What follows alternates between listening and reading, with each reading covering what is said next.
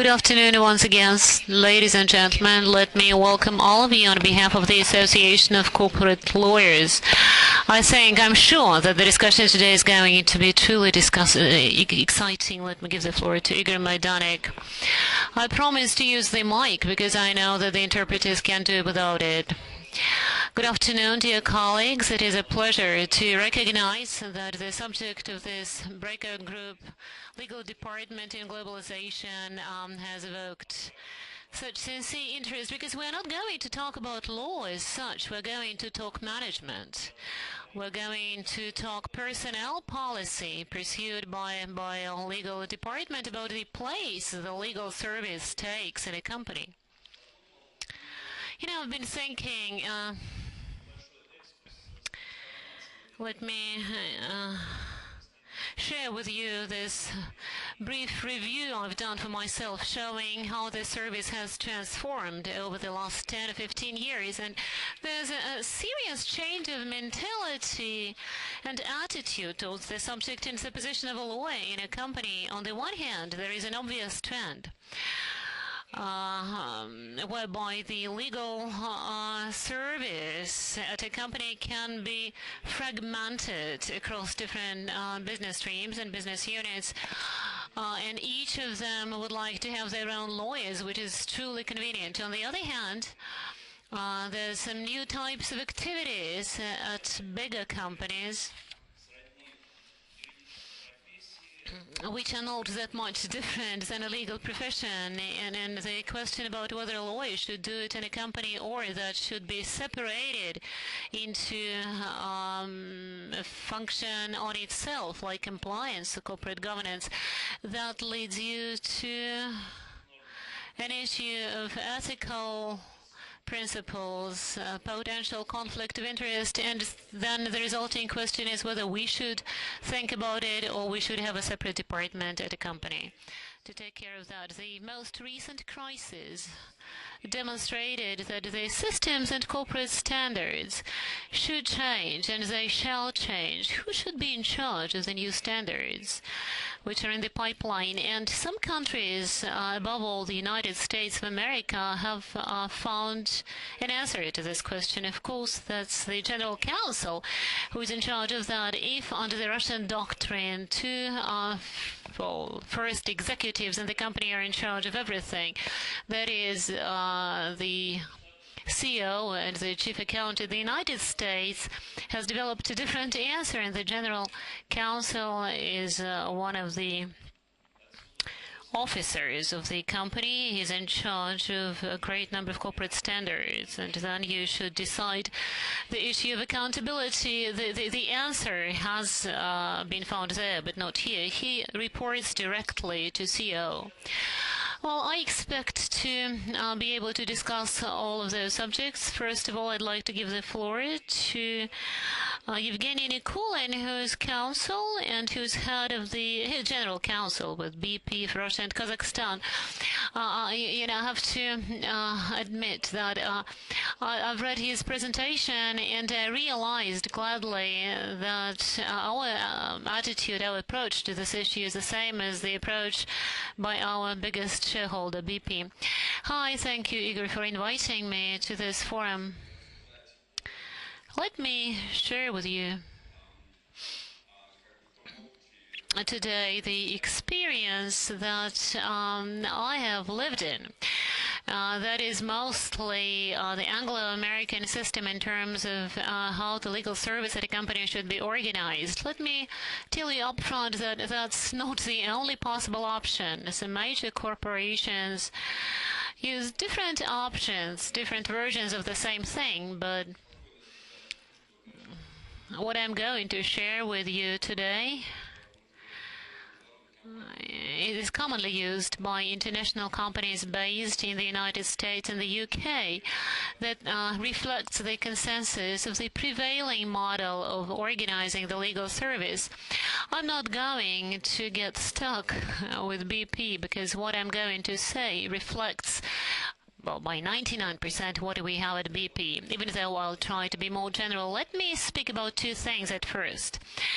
I would like to speak first about the structure, and then very briefly I'll speak about the role the legal service should play at a company. And again, I realize that you can do it in different ways. What I'm going to talk about may be true to a bigger company. Smaller companies can have nuances requiring some deviations from the model, possibly. Let me begin with the constituent elements. Element number one is, like Igor said, is that General Counsel of Russia, let me take it back, General Counsel of a big company reports directly to CEO. And of course, there's different views about that, but the companies increasingly use that model. In the United States, that's a rule. Before 2004, lawyers reported to a chief financial officer, but after the scandal they had with the reserves, they conducted a study and found out that the lawyers could have played a more efficient role to prevent the scandal if they had reported directly to CEO. That's why since 2004 that has been the case. They have been reporting directly to CEO. That is true of BP. That has been true of BP for a while. Sometimes you can come across a model where the general counsel, like I said, reports directly to the CEO, but as for the members of the legal departments, there might be a mixed picture. The core personnel at the headquarters may report directly to the general counsel, and it often happens that in local offices, people report to CEOs of the business units they work for. That is true of BP, and let me take it back. BP doesn't believe that is appropriate. We think that all lawyers should report to other lawyers. And to lawyer number one at the company, who is general counsel, of course, reporting is all fine. But our primary clients are business units. That is business. That's why functional reporting, which is described as a dotted line, should have the appropriate vector that is directed at a businessman. I report to a guy in London, but my customer number one is BP president in Russia, and quite frankly, I spend more time with him than with my immediate boss, because I render him services and I give him support. Administratively, however, administratively, I'm independent of him. Another critical issue which we firmly believe in at BP and the other companies I used to work for, that has to do with the exclusive right to provide legal services. If there's a legal issue, our service, my department, has the exclusive right to work on that, and the exclusive right to hire, to do outsourcing and to hire external consultants. Unfortunately, in too many companies have I seen a situation where if you think differently than your boss starts making phone calls to his legal friends, and he says, you know, I have this buddy who is a lawyer, and that's what he believes. Well, he can't do that as a buddy, calling another buddy, but he has no right to contract that buddy to write a memorandum for $15,000. And that the fact that he cannot do that helps us maintain the due quality of legal service. There's something that I omitted. If you want to describe that in just one word, this function should be, the legal service should be independent and centralized at a company. That's our motto. That's what we believe in, and let me explain to you what I mean. BP has a great number of lawyers, which is true of Igor's company, I'm sure, and they all play different roles. We have two major groups of lawyers. Group number one includes lawyers which support business. That's what they do most of the time. And the other big group includes the so-called specialized lawyers. The first group, business supporters, work locally, sometimes in corporate centers, but mostly locally, like a group in Moscow, for example. And there's a chunk of business that has been entrusted to us. We're very well familiar with that to the extent possible, and we are responsible for everything related to that chunk of business. We have 3 global centers in London, Houston, and Singapore, and we have specialized lawyers, which can be described as a law firm within a corporation. Some of them specialize in the law and competition, labor acts. There's a big group responsible for dispute resolution, like arbitration and litigation. And other specialists, like experts in intellectual property and local offices are linked to that in terms of every issue related to intellectual property. I'm linked to London, like I said, and I'm a general lawyer, familiar with business in general, but if I have a specific question, I face a choice. And of course, I prefer calling an expert I know, and if I have an antitrust question, he's the person I call and seek advice from, or I can combine using the in-house lawyer and outsourcing somebody else, because if that's a British expert, he or she may not be familiar with the Russian practices, and that person may be well familiar with that area of law, but if I need somebody who knows Russian reality, I outsource somebody who lives in Russia. That's a combination of options that I prefer to use.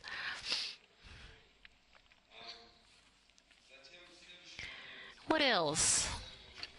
Another thing that is really important. The independence of the function is achieved through the following. We have an independent budget for internal expenses as well as the experts we outsource. And we are responsible for hiring the lawyers, developing, training them, continuous education, remuneration, bonus policies, all the good things. That's critical. Of course, we don't live in a vacuum. It's business which pays for us, and that has to be approved, of course, once a year. But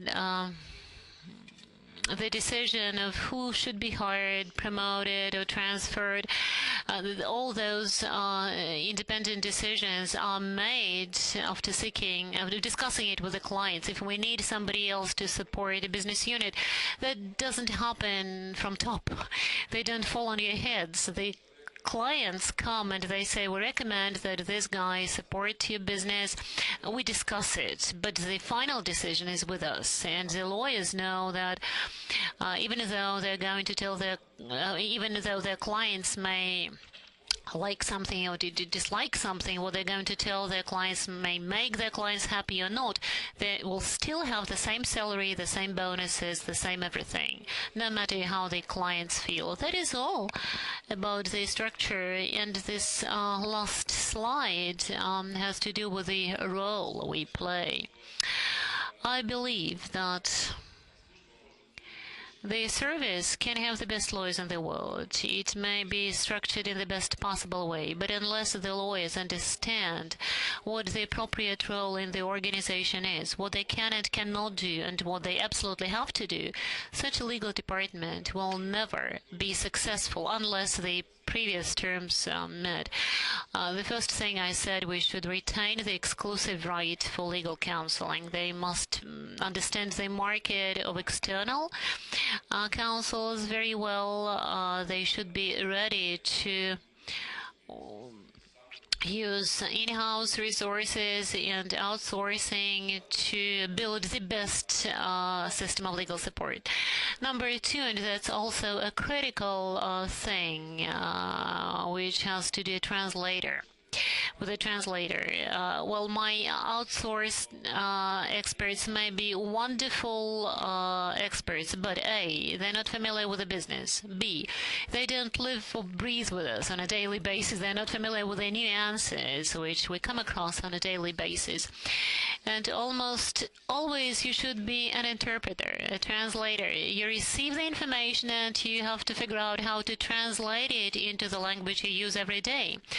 And how to translate it, so to say, to your client, because you know what the client's needs are. And that is one of the critical functions of in-house lawyers. Planning and managing expenses is quite a significant function, increasingly complicated.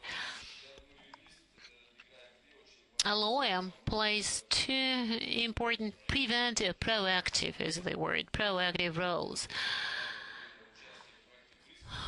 You should be proactive in risk management and in compliance. It is critical to understand that the legal department, it's not the legal department's responsibility to prevent every risk in the company. It's not their responsibility. It's not the legal department's responsibility to make sure that the company complies with the legislation. Such decisions are taken by the leaders of the company. What does a lawyer do? Identifies the risks as early as possible, and the lawyer can tell you how this risk may be mitigated or minimized. But we are lawyers, and if BP violates the law, God forbid, it's not the legal department's fault. That's the fault of the people who decided to do or not to do something. It is our responsibility to tell them on time, look guys, this is what you can do and this is what you absolutely cannot do. Tell them about the risks, describe the situation to them, and the decision is taken by them. The only restriction here, once again, I said that the decisions are not taken by the laws, with one exception. Well, people at BP hate it when the lawyers say, no, you cannot not do that, with one exception. If that may lead to violating the legislation, we are allowed to say no, and no one will point a finger at us, calling us destructive. If there's something that violates the legislation, we can say no. And if my client tells me that he's not going to do what I tell him to do, I have the escalation rate. And that's an important thing. But that's the only and exceptional case. In every other case, you should be as constructive as you possibly can. And you should be able to help your client to take the decision in the risky situation. And last but not the least, the last function is a trusted counsel. I can put it this way. I believe strongly in the theory that the earlier I am involved in the task, the better I will be able to perform my duties. If people have come to the level of 99% performance in their task, I am sure that if they come to them, I will definitely have some comments and they may run into great difficulties. But if they come to me only when they have covered 10 or 15% of their way forward or implementation of an idea, in this case, well, I think I can direct them to the right direction with a degree of certainty of 100%. But if they come to me having done 99% of their journey, I become a hindrance for them. Everybody starts to hate. So I spent a lot of time, despite the fact that many clients understand that, to impose myself at the very early phase to make my life easier at the later stage. And when you accomplish that, when everything is fine and smooth, then the relationship of trust are built. And when clients begin to trust you, not only they come to you to get a legal counsel, they come to have your opinion on non-legal issues. And I think this is a sign of recognition of your positive function, of the contribution which you are making. And the last slide, which I would like to show you, I don't want you to discuss it at this particular moment, but I think that when we come to the question and answer part of our roundtable, I suggest that we may revert to the slide, and I would be pleased to take questions relating to those things which are listed on that side. These are some ideas which I think are very topical. Whether we should have many people, say, on payroll in the legal department or outsource functions. Sometimes the legal department is viewed upon as a police department, which is supposed to run around the office and see that everyone should stick to the rules. This is not the case. On the other hand, we are supposed to be provide the guidance as far as the morals, business ethics compliance is concerned. And no, sometimes in some companies, the legal departments and the compliance department are combined together. Two functions are combined together. I think this is still a discussable unit, especially for large corporations like BP. We have about 100 countries in which we operate, maybe 80 countries. So for us, service to digest all those huge growing volumes of local legislation is not an easy task to do. And clients, of course, always want to get the best possible quality at the lowest possible price. And sometimes do not understand that the cutting costs, legal department is not the department on which you can cut costs. So I suggest we one may want to discuss it when we have more time. Eugene, thank you very much indeed. You have set a very nice direction for our discussion. I like your idea that legal councils should make a claim for exclusive consultancy, while business still continue to seek external legal counsel. So what is your practice? The exclusive right means that only I have the right to sign all the invoices. So I mean that I control all the budgets of the consultants, external consultants is controlled by me. Any questions from the floor to Eugene at this moment? Okay, fine. In this I would like to give the floor to our next speaker. And if someone needs translation, interpretation, I suggest you pick up the headphones, because the presentation will be most probably in the English language. I would like to give the floor to the leader of the Global Legal Department of BNP Paribas, George Afaki.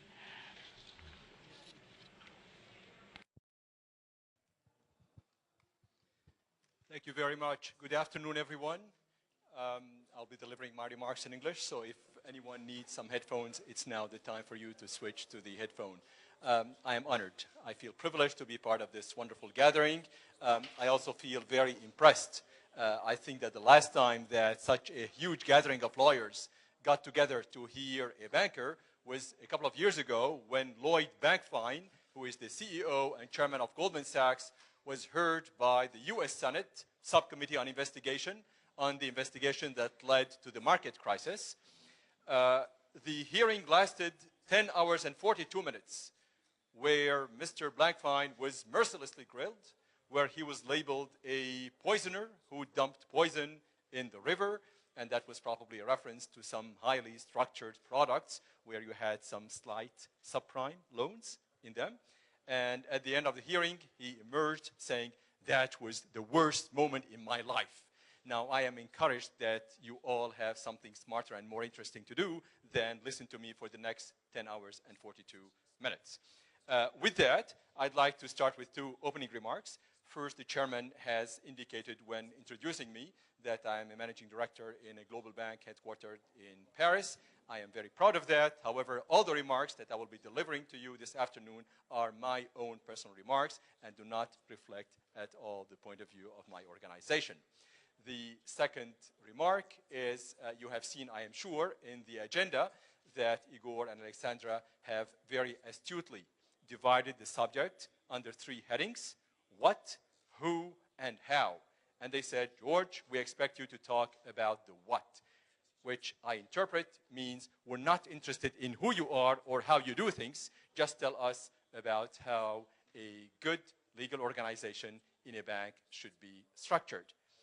I don't believe that this question could receive a one-size-fits-all answer. So if this is fine with you, instead of giving you some kind of science fiction type of ideal structure that cannot necessarily be transposed as is in all legal cultures or organizations, I'd like to spend the next 10 minutes in sharing with you the purpose of an in-house legal force, get your feedback, and perhaps conclude together, you and I, on how an internal legal force should be organized.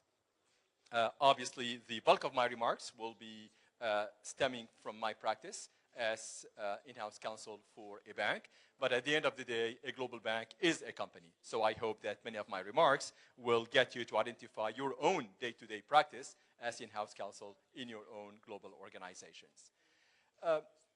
In-house counsel is obviously tasked with the objective of managing the legal risk.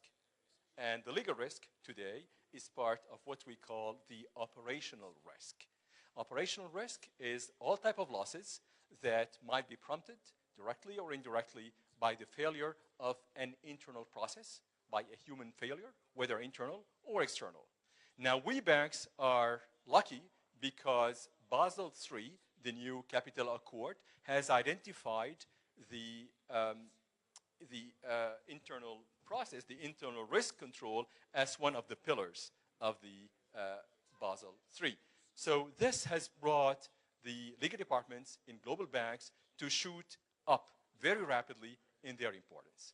Because when regulators come to control how banks are dealing with the internal risk, they will have to see how the legal component is dealt with.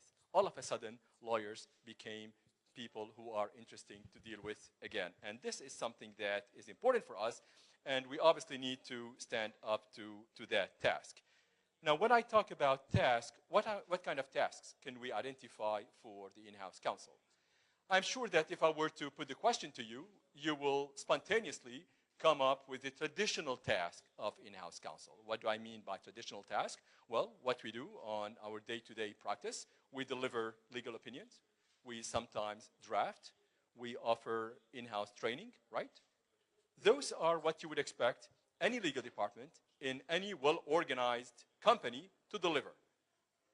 I'm more interested in the other type of tasks that are more the exceptional type, those that will get a legal department to excel, to go beyond the traditional task, those that will get one legal department to be differentiated from another one. And I believe that you will be able to evaluate the success of a legal department in meeting that exceptional type of legal task by assessing on the ground how proximate they are to the business. If we're here, it is to advise the business how to do their job, and how proximate that legal department is to the real strategic decision-making in the bank or in the company. A year ago, ladies and gentlemen, I had the extreme privilege to participate in a key strategic decision that was made by an organization with which I am linked.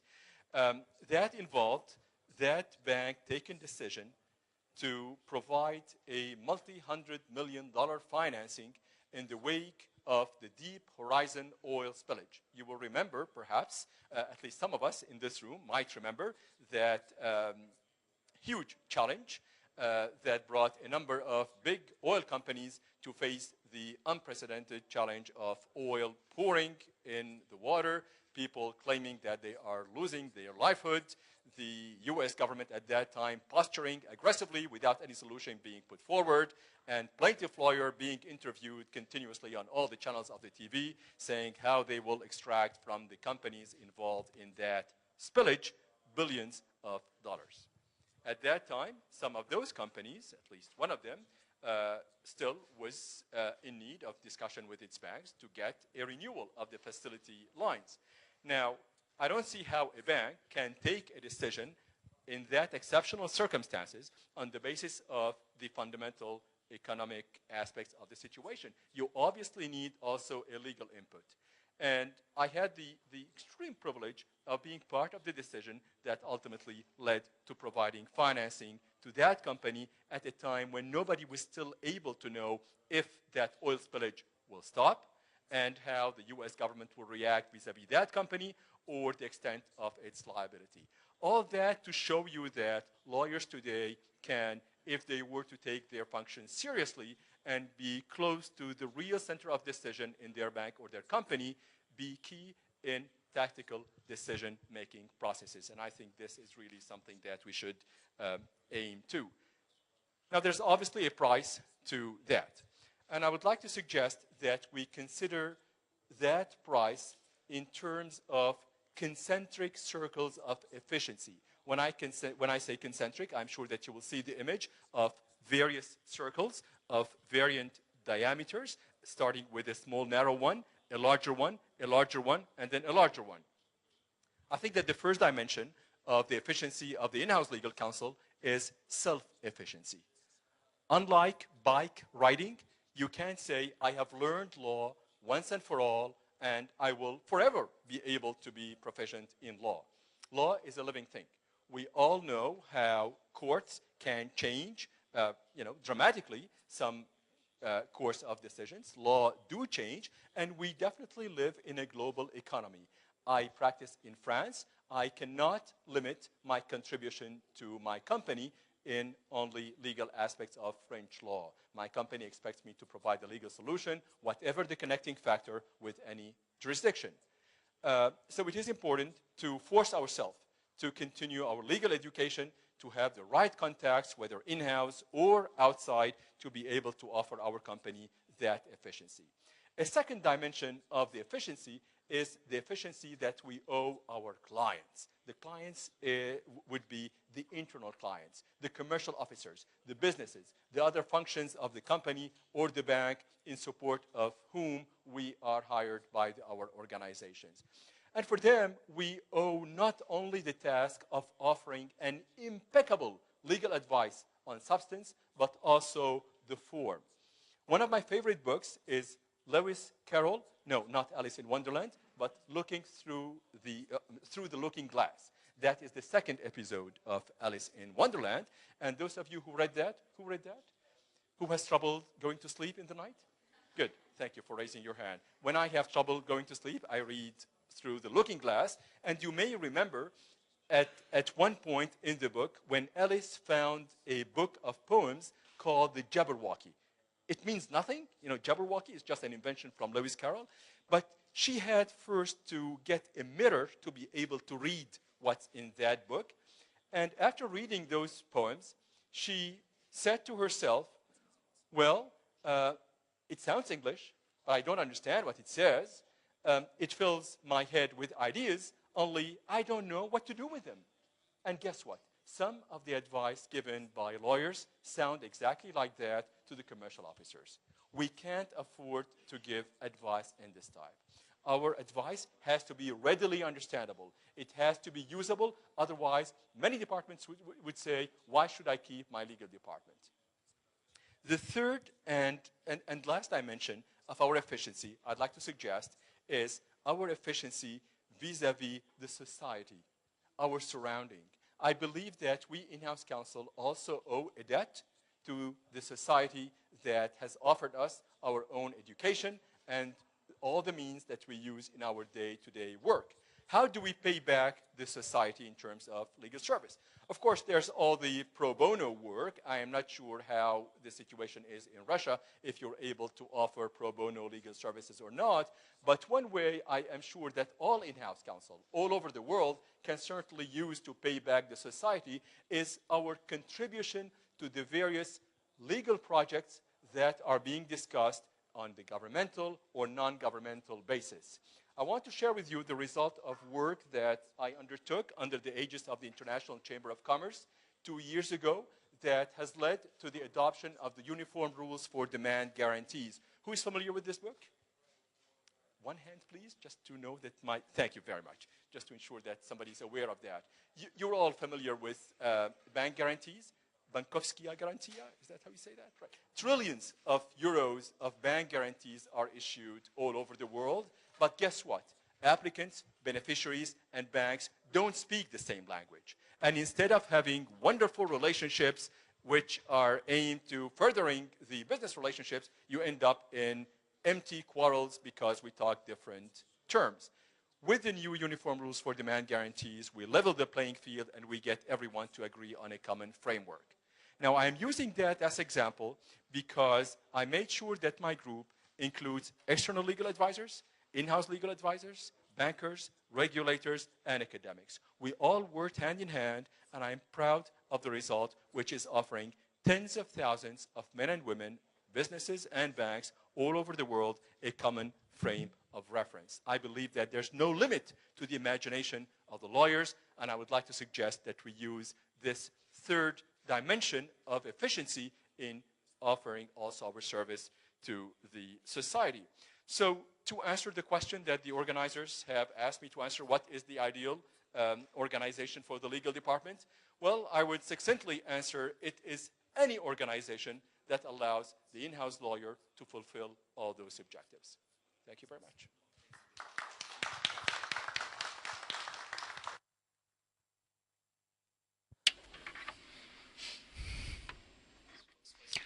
Thank you, George.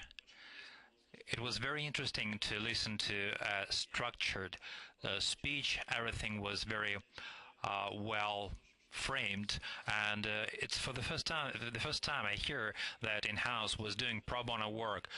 There is no talk of that here in Russia. Mostly it's a function of. So after all these good words that were said about external lawyers, I give the floor to Mr. Andrei Goldsblatt, who is the managing partner of Goldsblatt BLP. Thank you. We're doing a lot of pro bono work lately, thanks to in-house lawyers who are present here, but it's one of the tenets of our life, and we're doing a lot of pro bono, especially for very respected companies, including those that are represented here. I was listening to the speeches, to the panelists, and I wanted to comment and to say a few words about my vision of a perfect legal department. Speaking about a perfect department, you should probably start with the aim of lawyers and the legal function within a company. If we can answer this question correctly, even if we think that it's very simple, we could then frame this structure and function very well, and to find personnel and department and so on. I'm quite convinced that the main goal of the presence of a legal service in any department, in any unit, or law globally in general, is the insurance of the safety of investment and ensuring the legality of operational activity. Any business is structured more or less along the same line. There are investments and return on investments, investments here, investment there. So if the safety of investments legally is not ensured, then business loses all its essence. It doesn't make sense. The shareholder, the investors don't understand why they're doing what they're doing. So the main legal function is ensuring that the investments are safe, and also the support for operational activity, because the operational activity is finally aimed at ensuring the safety of investment. If you endanger that, you endanger the investments of the company. Then, having set these goals, again, this is my personal opinion, we switch to the structure of a legal department or a legal function in a company. And here I might say something controversial, because there were different things being said here, but I'm deeply convinced that General Counsel is called General Counsel in the United States because he or she is not just an in-house lawyer, as it's often called in Russia, but it is a General Counsel who is responsible for the safety of investment, including being responsible to the investors and shareholders. If it's a family-run company, then he reports to the shareholders, and in this function, he or she should accumulate compliance, security globally, and also have within its sphere of competence the legal function and certainly the GR, because all of them are so interconnected and they cannot exist without each other, that the necessity of this is well grounded by the tasks and the challenges that any business is facing, especially in places like Russia. I worked with various clients and companies. Their legal function is structured differently, and where you see a concentration where the General Counsel has the concentration of legal services, especially in the United States, including security, compliance, GR, and so on, their business is more stable and less susceptible to country-specific risks. I have some clients where younger generation has come in place of the General Counsel. They all start managing, the old structure collapses, and they divide the functions. The General Counsel exists in parallel with GR, and now the risks are multiplying because everyone is pulling the sheet to his side. Sometimes they even throw it away, the sheets, which is even worse. So let me repeat, I think it should be concentrated under one aegis. Without law, it's impossible to ensure security, because all issues of safety are concentrated on the issues of legality of the actions of certain persons. When you have to prevent bribery or stealing within the company, external safety and security, criminal offenses, or pressure from the government, and so on. Then, I liked Eugene's idea about lawyers not being responsible for the risks, or that they have to explain to the managers that, it can burst here, I've warned you, goodbye. Well, I disagree. I think that a lawyer has to be more courageous, more proactive, and a lawyer has to be responsible for the risks, because our task is to say to the managers and to state officials, including state officials, to say to the management of the company that we think you shouldn't be doing this. And we have to say this, to be saying this based on our knowledge, experience, and intuition. Because any manager, and again, I agree, any manager would not be satisfied with "you can't do it." He could be satisfied with "you can't do it because this is risky because of this and that." Or there is a risk, but it's moderate, we can work, and as a lawyer, I can take this responsibility. This is what business needs. Again, I would disagree with Eugene. Perhaps I won't work with you ever again, but, I'm willing to take this risk. Greeks and Romans used to say that sometimes these two meet. So, coming back to the function of the General Counsel or in-house legal counsel is also in some kind of an interpreting function.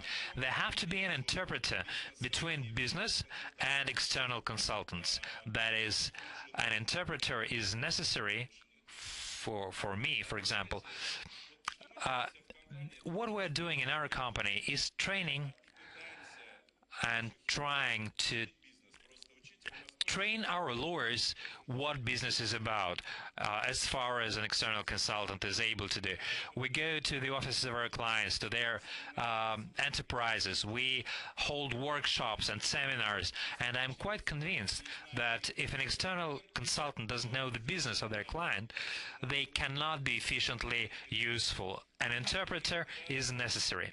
Unfortunately, sometimes the interpreter doesn't quite understand the language of the of one of the clients, and vice versa. And this is grounds for problem. So I think the presence of this interpreter and the ensuring that external lawyers know the essence of the business. So the GR Council has to ensure such level of interaction as to enable them to react fast with the challenges of the business.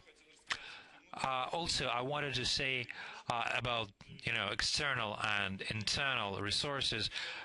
In conclusion, if we're talking about the tasks of the legal department, the legal function as safety of investment, these are external lawyers, because quite often there are in-house departments. Even if there are 50 of them, they cannot ensure safety because they are specialized, they're limited in their scope, and they don't know how many different other problems arise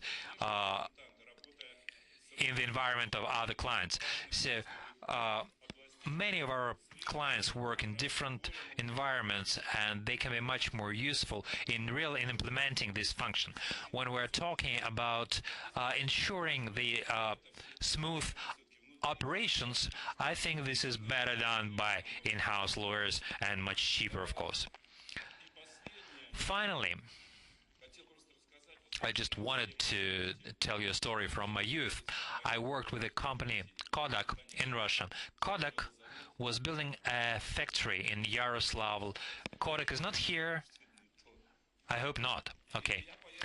So I went to Kodak in Rochester, New York, on a small plane. I remember that there was a very, very shaky plane. But I also remember that they have a huge skyscraper, and half of the skyscraper is the legal department. Half of this skyscraper. Where is Kodak now? It went bankrupt, right? Maybe not because of this, but you know what happened, just a couple of minutes. They were building a factory to make chemicals to process film. The figure is unimportant. All men love to be in the dark room, with a red lamp, develop, fixate, and so on. But they didn't have external consultant who would say, it's digital, digital is the future. Thank you very much.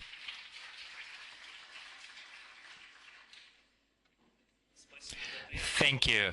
It's a pleasure that we are seeing the seeds of discussion, and is the goal of our today's meeting. One question, more from a Russian perspective, but still maybe a little bit provoking question.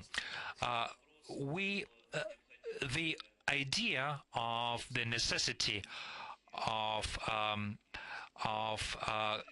high qualified lawyers being present in courts is now very important. We had a provision in our laws, and through the Constitutional Court and so on, this regulation was removed. I'm not sure it was correct. What do you think?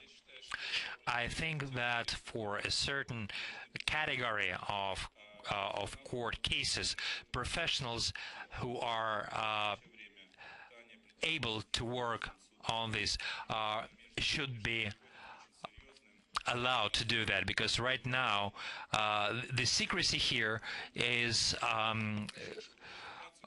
leads to low quality decisions, because here you see people with different qualifications different than their professional qualifications.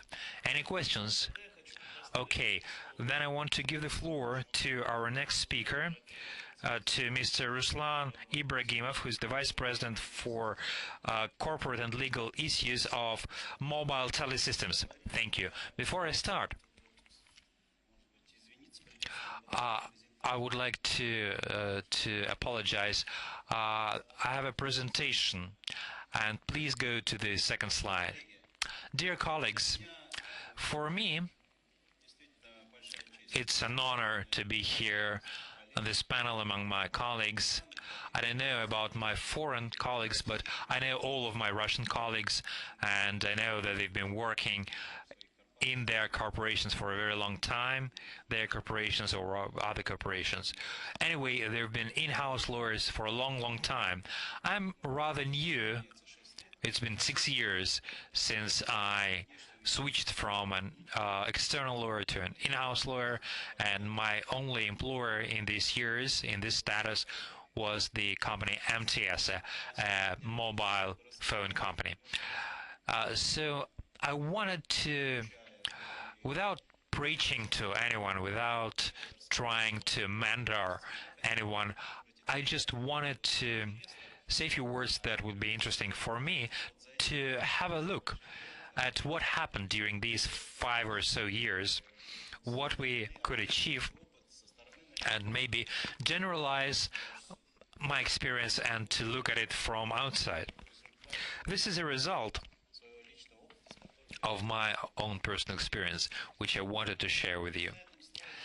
In this slide, you see the contents of what I'm going to say.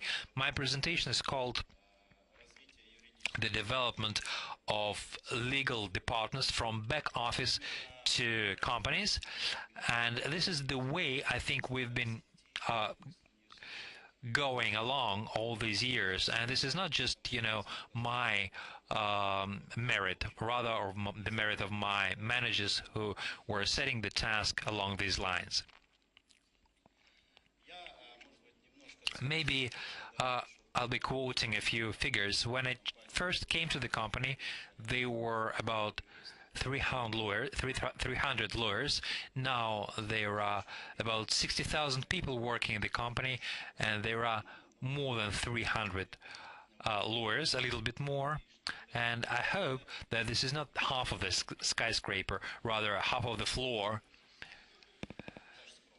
And this is a very modest floor, mind you. I'm speaking of the lawyers who are not just in the head office, but also working in the field and regions. We're represented in all regions of Russia, and I think this is the reason why we have so many lawyers. So let's go to the next slide.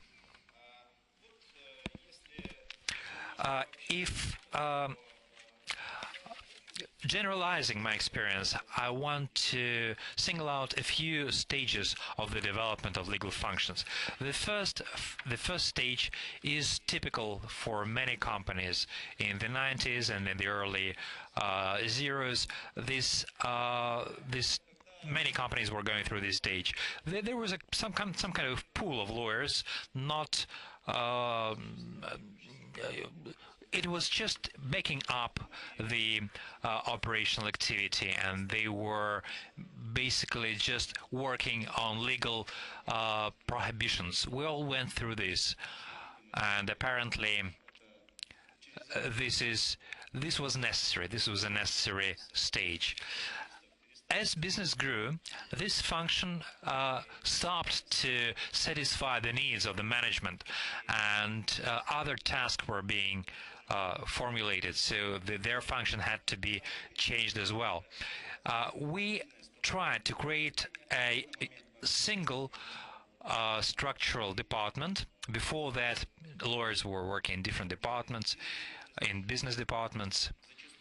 Quite often, the lawyers in different business departments competed against each other or shoving off their work to from one to another, and we understand that this is very destructive. So our first task was to create a kind of a fist to gather all lawyers in one place and to structure their activity, to create a hierarchy, standards, and to suggest that they work in unison, in concord. The activity of legal departments was being unified. They started to develop strategy of business safety, which was also connected with business planning, budget planning, because it's important to budget the functionality before you can start working with it. And we also wrote down the main functions of their activity. So the model of work, so to say, it has also changed. Before we were just stating certain legislative prohibitions, and now we were trying to doing rather, you can do this, but instead you can do that. This is also a necessary stage, and I think that finally, in the long run, the further development enables us to say that the requirements on the competitive market, and our market is very competitive. We are a public company, which is also an additional burden. You'll understand later, maybe. I'll stress this at a later moment. But the most important thing is competition. Competition, which makes us mobilize all our resources, including the lawyers. So to survive in this game, it's necessary to be very creative. And our business departments are, of course, doing that every day. But it's not enough to be creative in business. And my analysis of the strategy of telecommunication companies in the years 2009, 2010, especially when the economic crisis here was at its worst, companies were looking for a way out of the crisis. And I think that at different public events, I got acquainted with many strategies of telecom leaders, but there was one shortcoming, one disadvantage. They could not be implemented in the legal environment that existed. And as a lawyer, I understood that these strategies only exist on paper. As soon as it was clear, it was also clear what needs to be done. We understood the necessity of an additional function, not just manage the risks, but also create opportunities for developing the business. We, as lawyers, can only do this through creating a comfortable legal environment. So our strategy of legal safety was basically formulated under two slogans: minimization of risks and creating a comfortable legal environment for the development of business, creating new possibilities, especially because the market is very dynamic and these new technologies are bringing us new opportunities. But we have to put this technological revolution in the very narrow framework of existing laws. And this is what we're concentrated on.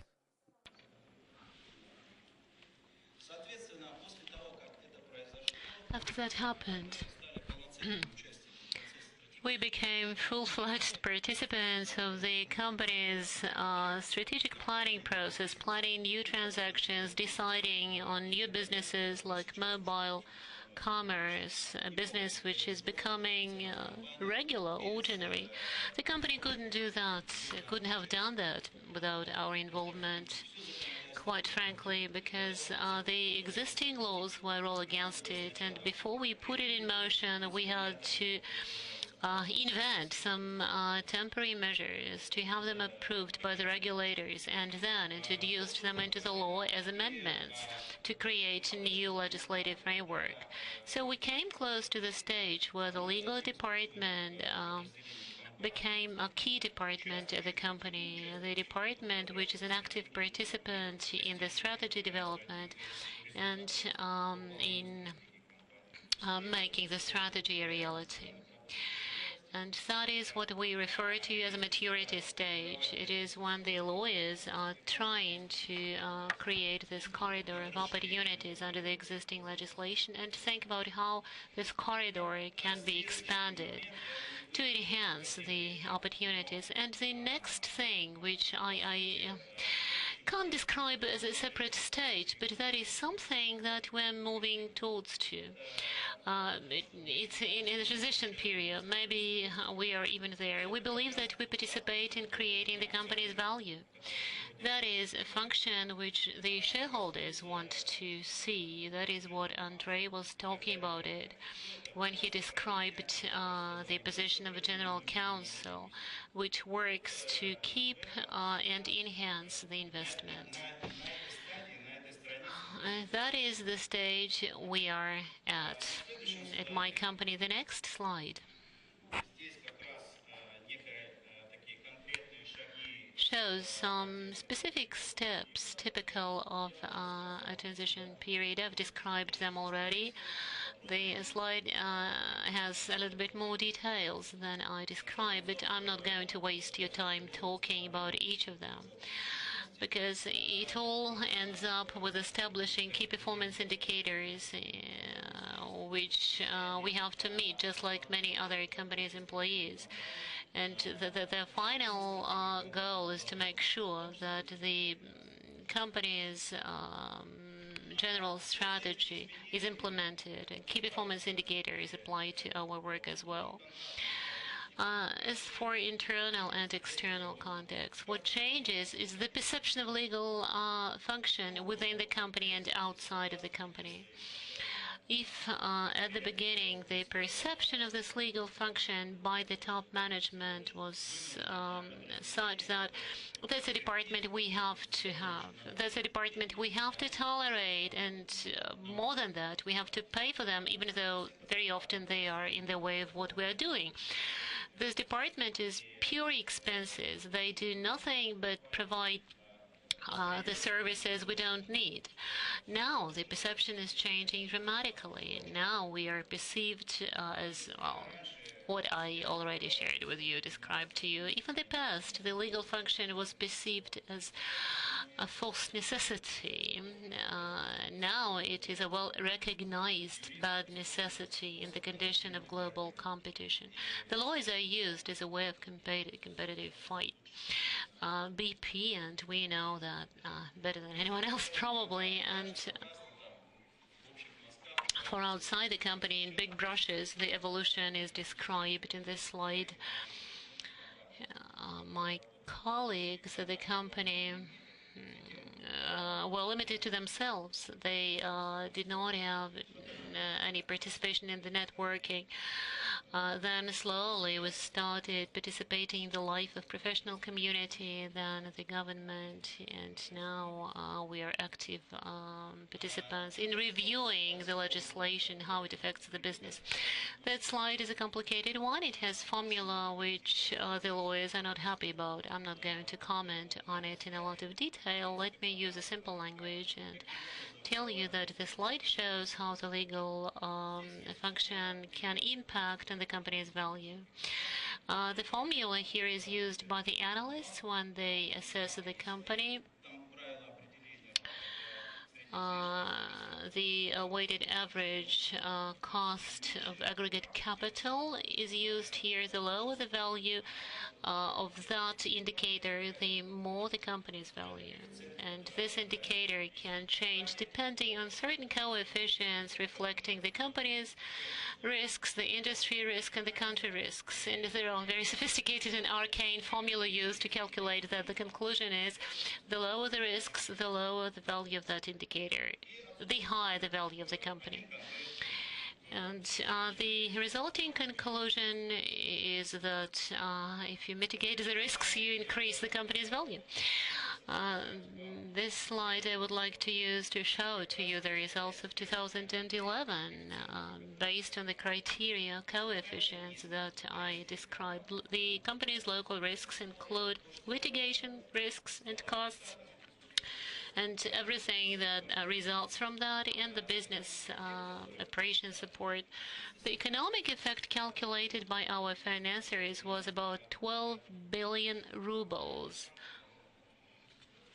I guess I should convert that into foreign currency to make it clear for the foreigners, shouldn't I? What are the industry risks? Well, to mitigate those, we have to participate in developing the legislation governing the industry. I already used an example of mobile commerce. And that means about 33 billion rubles for the company, a little bit more than $1 billion US. The company's revenues in 2011 was about 12 billion. So we are talking about 10% of the revenues. The indirect impact that I described includes country risks, and I know that here we should work on the general legislation, the country legislation, not just industrial legislation. And that is something which has been too difficult to calculate. This slide shows the evolution change, transformation by the year and by the type of the activities. I would like to speak about one line on top the slide. You see it, our activity in 2010, the effect was 11 billion. In 2011, it was 33. And the remaining effects or impacts as a result of regular activities in money terms have been going down. And it has become more and more about our activity. And if it affects the efficiency so much, it tells you that that's the direction you want to move towards, without ignoring the core activities. But the figures tell you that the statistics have been changing for the company. You see how different the figures were in 2010 and 2011. And based on what you have, you should plan accordingly. Very briefly, I would like to speak about how the corporate governance impacts on the value of the company, especially if it's a public company. Some studies show that the companies which are similar in terms of the business and structure and similar in terms of the value, that the companies which with better corporate governance much better in terms of value added. 40% of the value added can be attributed to high quality corporate governance. And corporate governance is our responsibility as well. Based on the above, the task to develop the legal function is summarized in this slide. Which way to go? I've described it already, and one very last slide. You can take it as an appendix, very small print. The left column shows you the kinds of activities which are under our jurisdiction. This legal module has 7 legal departments. That's my story. Thank you. Thank you, Ruslan. It is quite clear that, as a company, as a legal service, you describe different stages of your development, internal and external factors which affected the development of the service and transformation of the service. There is a question in the context of our discussion. What are you waiting for in the future? What do you believe your legal service is going to face in the near future because of what is going on in the markets and in the economy? What future trends do you perceive? You know, a future teller is not a gratifying job. We try to respond to the changing markets on time, and we believe that this is what we should today. What we should do tomorrow, that will be a function of the market developments. And I don't believe that I should forecast the market development now. But in terms of compliance, there's different views about where it should be.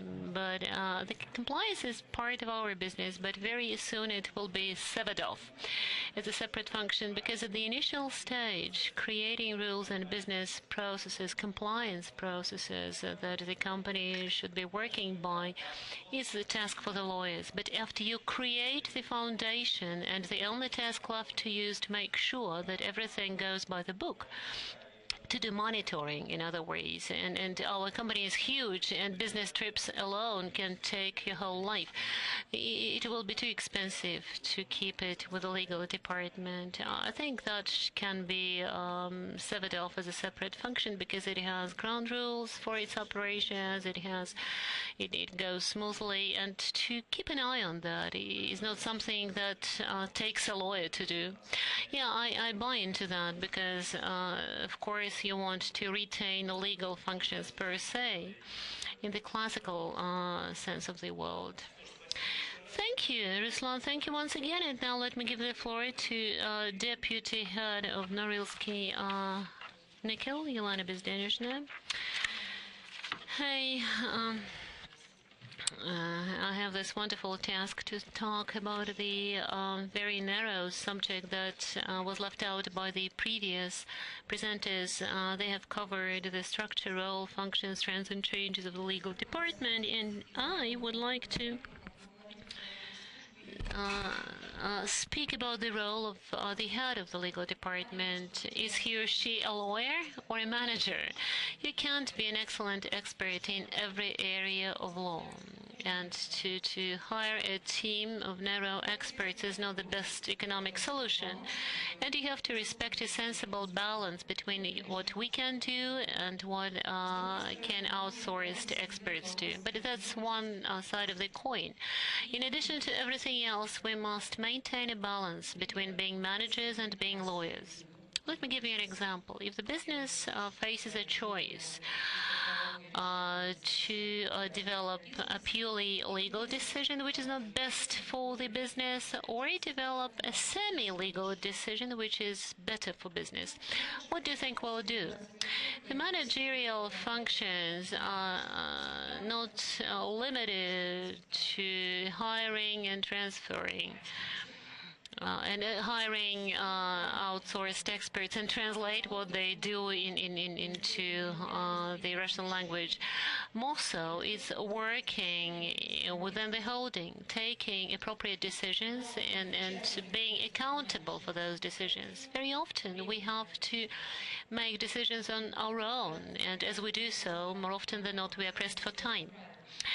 I think that we should develop one rule for ourselves, the rule which we should be based on every time we make a decision.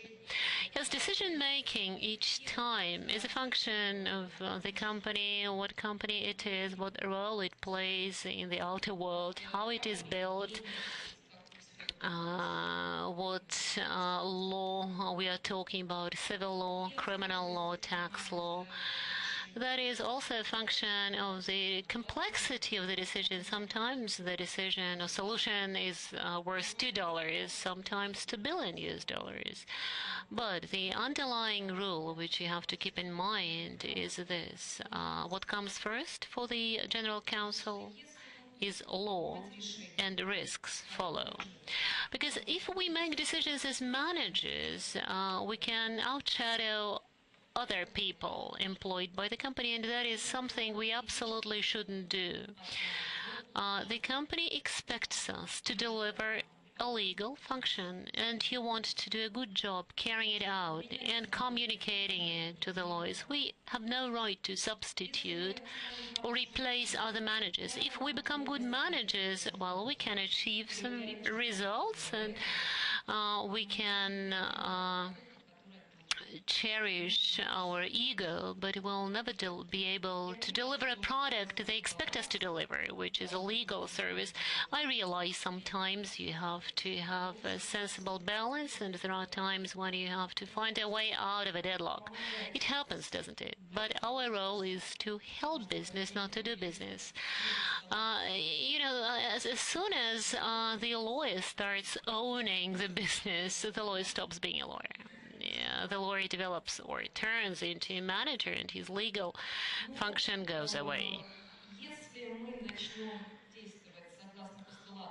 But if we respect this rule, whereby law comes first and business second, then there'll be another role we'll have to play to educate other managers and convince them. And that is a tough job. All those people are excellent experts in other areas, and we all know how difficult it is to communicate your view to people operating in other areas, and how difficult it may be to convince them that we are the ones who are right, and that the decision which should be taken and which we offer is an appropriate decision now and will continue to be the right one in the future. Our difference from external consultants is very easy. They see the risks, they define them, and suggest that you choose what you are ready to accept. Our task is different. We identify them, describe them, and convince the leaders what to go for, and that is pretty tough. That is an international forum, and I was asked to talk internationally. which is not an easy task. I take pride in finding my country at a stage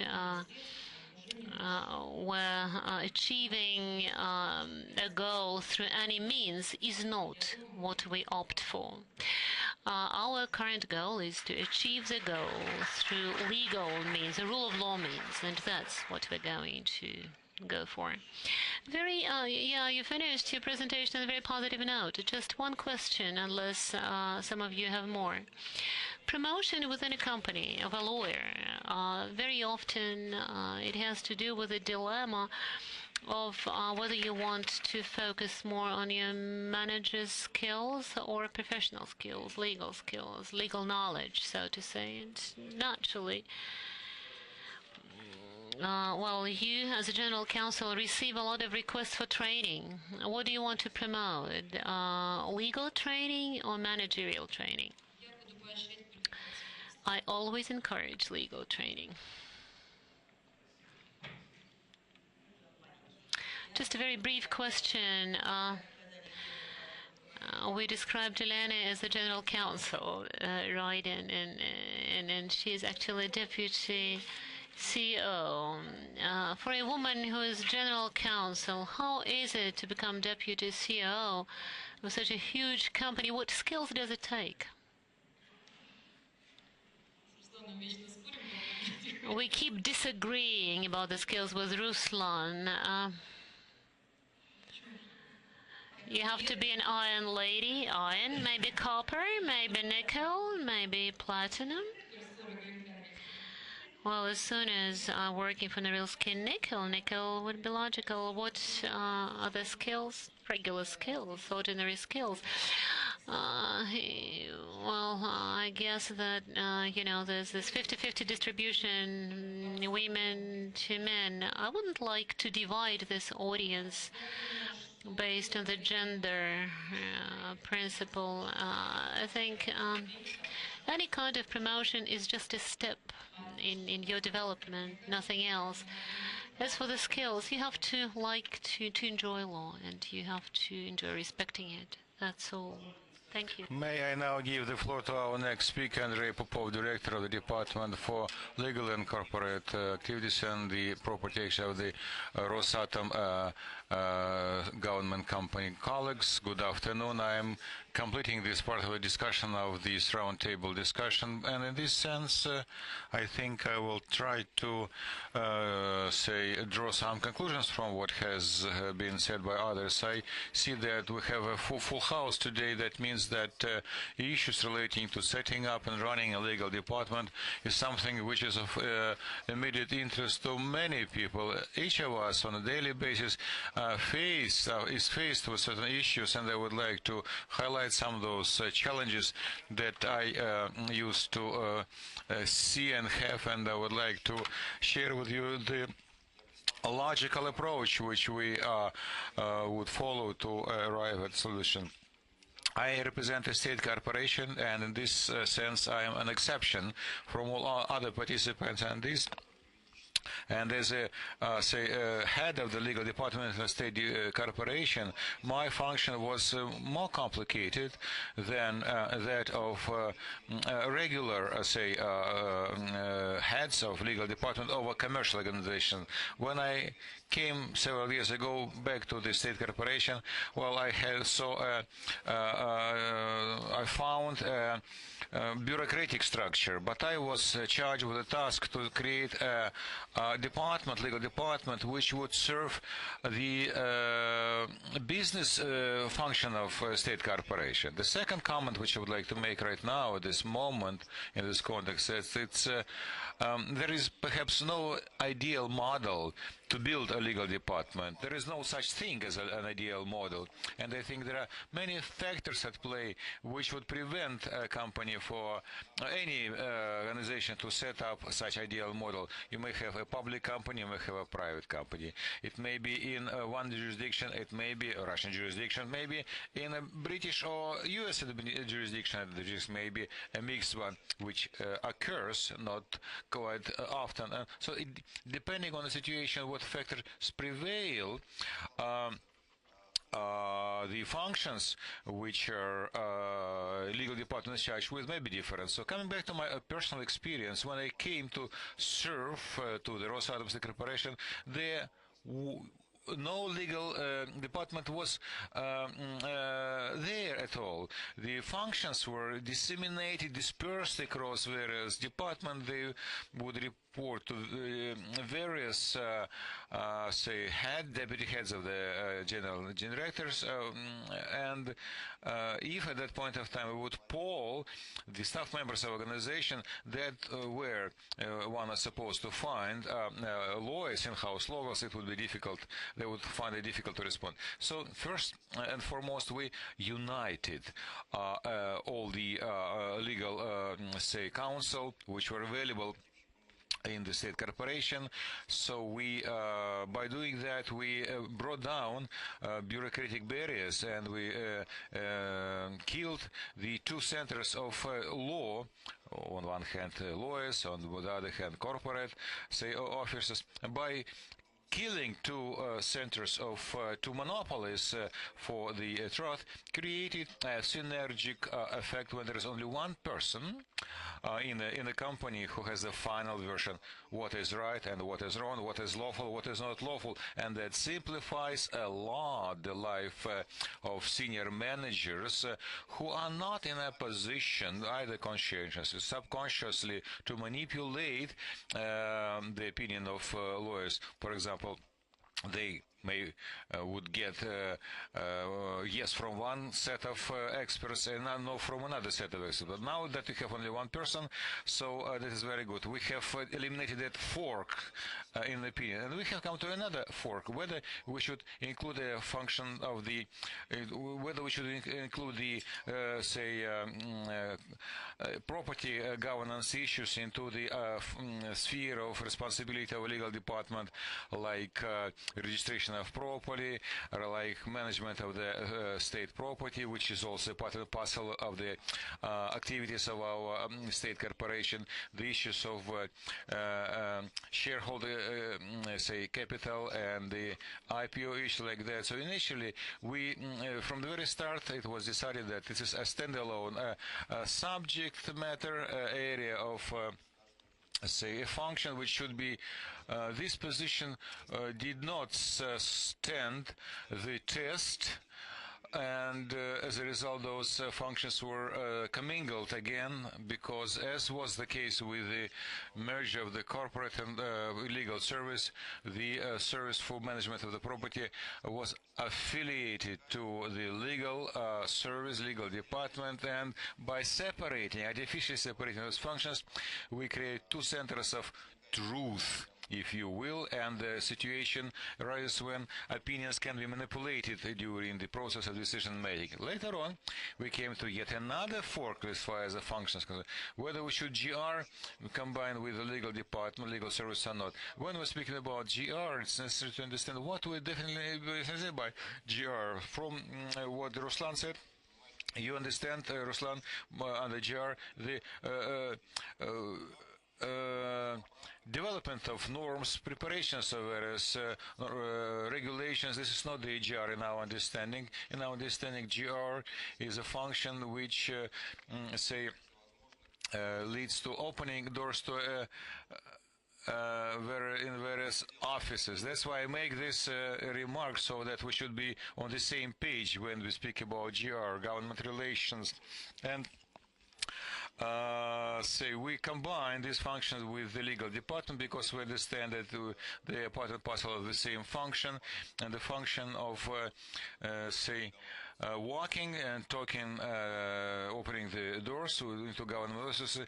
We to accomplish these functions, we have set out a certain set of people who have the ability to do so, because lawyers are not the people who are specifically apt to do these things, and if they have thus such skills, they would not become lawyers in the first place. Well, let me also address the issue of functional governance.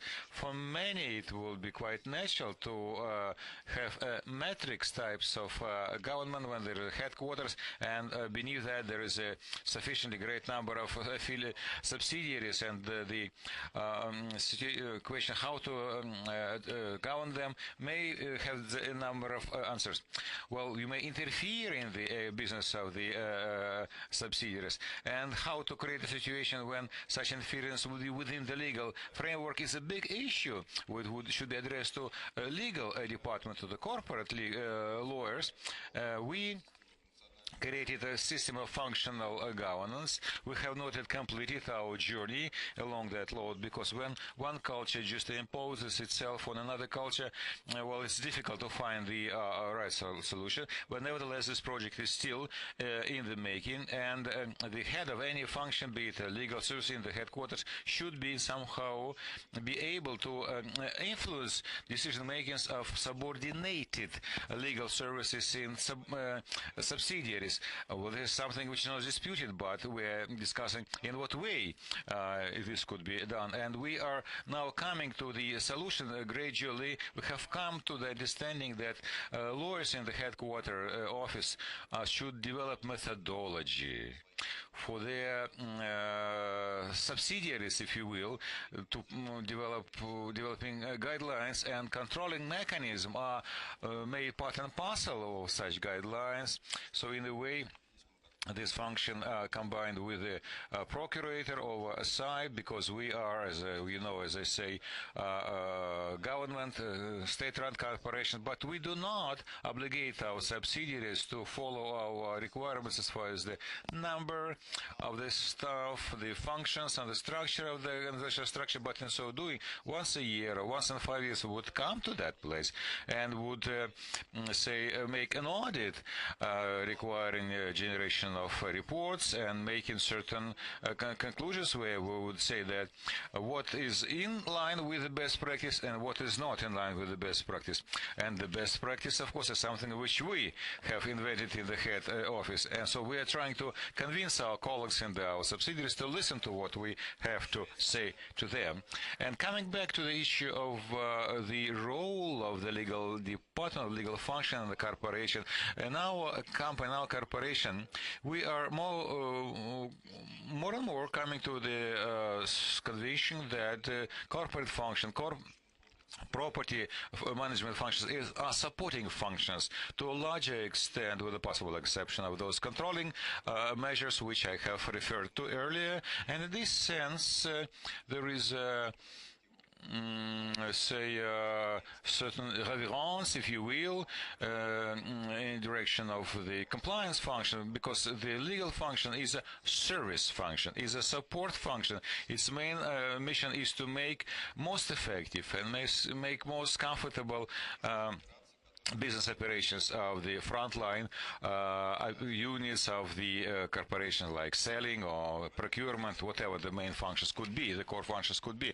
I would also like to mention yet another fork which we also pass through: how to define the coefficients of efficiency of product performance of units. We try to find different ways, but project work is a temporary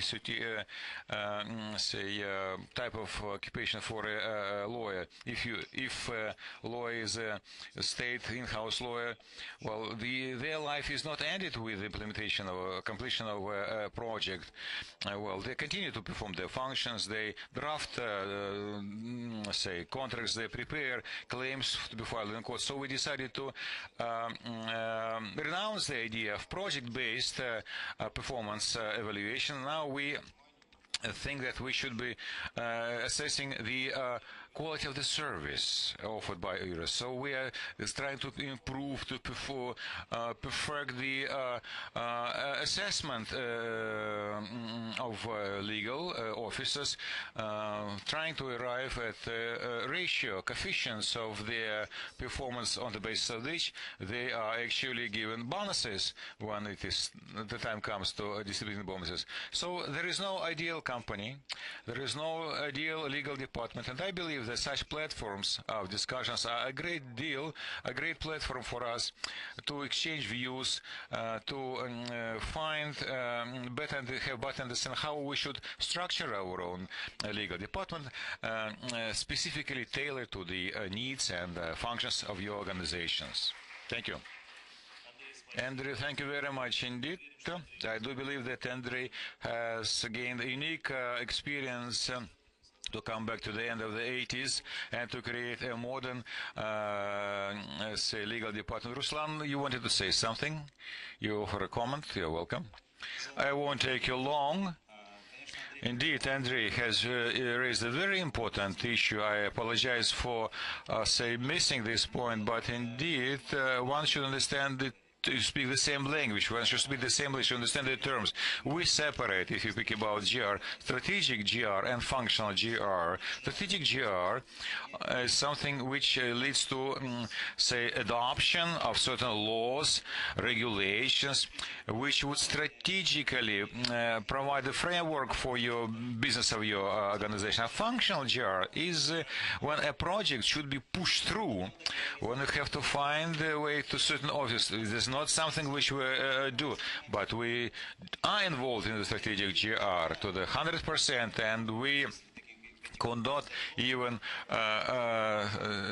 speak of doing something wrong. I think that a lot depends on detailed knowledge of the legislation procedure, and those are again legal norms, regulations, and there are experienced people, lawyers who have gained understanding, who understand the internal mechanism. We develop technologies, and this is something which is a function of lawyers, but the tools may be different. The tools may be like participations in various advisory councils attached to the parliament, participations in public hearings, and so on and so forth. Those are quite open and understandable, say, for us. And my experience proves that it is very nice and proper to go there for people who not only know the structure and the structure of the document, say, procedure, but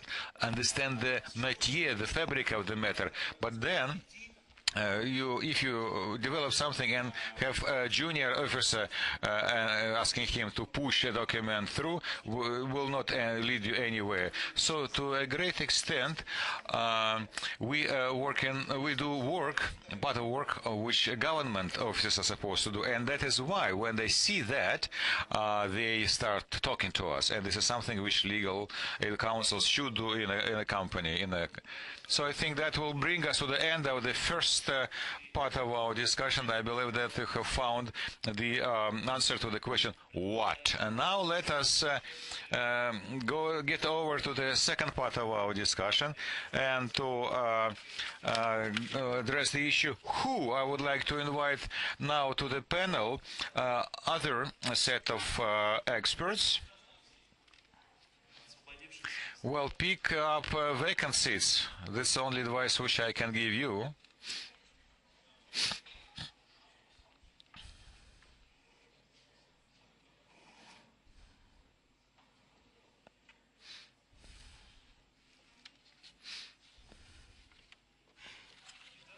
Okay, the question, who? What are requirements to candidate lawyers?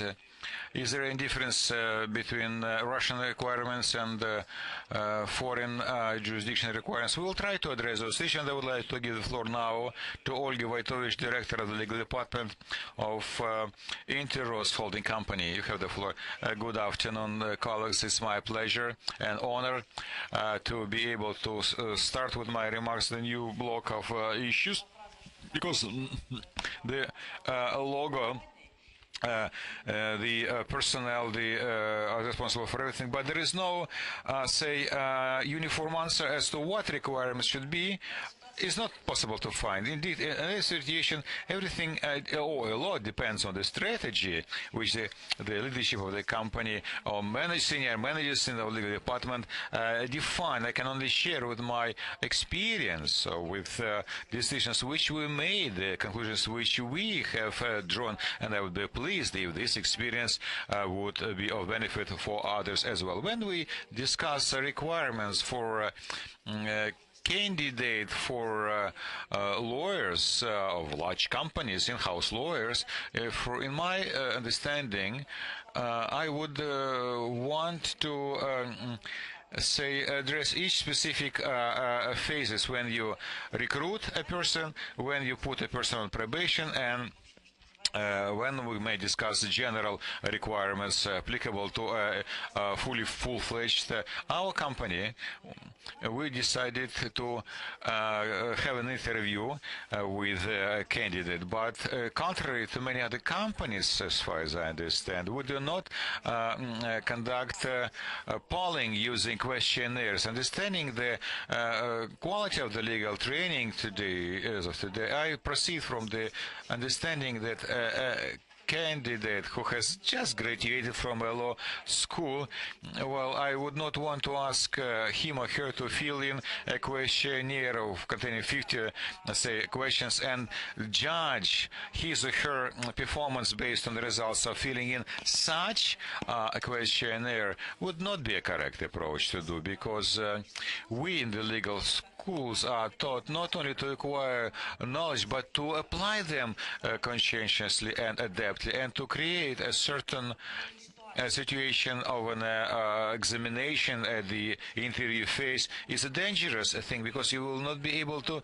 see that, say, a diamond which this person may have in it, in himself or herself, so because he or she can gain that experience, but based on some other positive features, can be useful for you from the very inception. So we make more emphasis on availability of certain rules or skills and experience or approaches to address certain situations. In such situation, I may repeat myself, and I apologize to our interpreters. I will use the term inquisitives of mind. Yes, there is such a term, of course, inquisitives of mind. So when we speak about the new recruits, it's very pleasing to see, be it a young lawyer or experienced lawyer, when they display, when they combine in them, in his or her, in addition to intellectual and professional abilities, the ability to be creative, the ability to be inquisitive, the ability and desire to self-education, because our Soviet education system was such when it was supposed for school and institutes and college, and then employers were supposed to train lawyers, is something which is going to the past. So now the most important thing is self-development, self-education of the employee. When we're talking about some kind of a probation period, a test period, it's important to understand to what extent an employee accepts the rules, how much he or she adequately reacts to criticism, and during interviews, I'm sometimes asking provocatively, how do you react to unjust criticisms from your superior? And quite often the answers are different, because some people say, I immediately say that the boss is wrong. It also depends on how the boss is going to accept a reaction like that. But I can say that after 2 or 3 months of work, these employees, well, I have to say that there are no right or wrong answers. It doesn't reflect on our decision to employ the person. But in 2 or 3 months, this person starts to accept the criticisms more adequately, which is a good thing, because that means that he or she can adapt to the demands of the company. When we talk about the demands that we make to our employees, and these demands are for the people who have been working with us for a long time, or when we hire experienced people, the main thing I would like to stress is their ability to think outside the legal categories, because we know that today, in a very unstable legal system, it's important not to just correctly apply the law, but also to foresee, at least to a certain degree of probability, the consequences, which requires foresight and experience. And for that, we try to train our personnel, and we're very sympathetic when an employee has that ability to look at a legal problem from different angles. I listened to Lena Bezdetin's speech with great interest, because our company is one of the major shareholders of Norilsk Nickel, and again I saw that our investment was a good thing, because when the emissary is paying such attention to the development of professional qualities, I think that we as shareholders can be very happy, because we are not just developing the professional qualities, but we're also supporting in all ways we can the managerial abilities of our legal staff. And not from the point of view of creating competition, as Yelena said, for specialists in other departments, but rather for creating some kind of dialogue between business departments and legal department, to make this dialogue a more productive. Because when we talk about major investment contracts, when a business person says we take some, the investment people say we borrow some money, and legal people immediately think about a contract which is not necessarily so. So we try to rule it out. Another example, our company, as many other companies, couldn't avoid the trendy personnel review, because many big companies love, and love is the right word, they love to conduct personnel review. In this situation, we were able to persuade our managers, our bosses, to that it isn't necessary to evaluate the professional qualities of our personnel, because it's not what they can do. We try to invite experts from the outside to evaluate their management abilities in order to create some kind of an HR reserve. And the results of this evaluation for the lawyers, they were quite positive, very pleasant, because we've been promoting such qualities in our staff. But the conclusions were surprising, because our consultants perceived that as negative qualities. As a result, they divide the qualities into negative and positive, and in most legal people, the negative quality was inability to work in a team, or low team work abilities. Why I'm stressing this? Because we disagreed with this evaluation. They were perceived as some kind of recommendation in our company, exactly because what is good for one specific department might be bad for another department, especially for the legal department. I think that individual work, taking responsibility for their results, working independently, is good. So if you have to face this, it's necessary to be able to be in dialogue with the evaluating companies, because in our company it wasn't very formal, and we could reject these conclusions, but in some other cases it could be dangerous. Thank you very much. I would be happy to answer any questions you might have, and if you find this information useful, it's a pleasure. Any questions? Olga, thank you very much.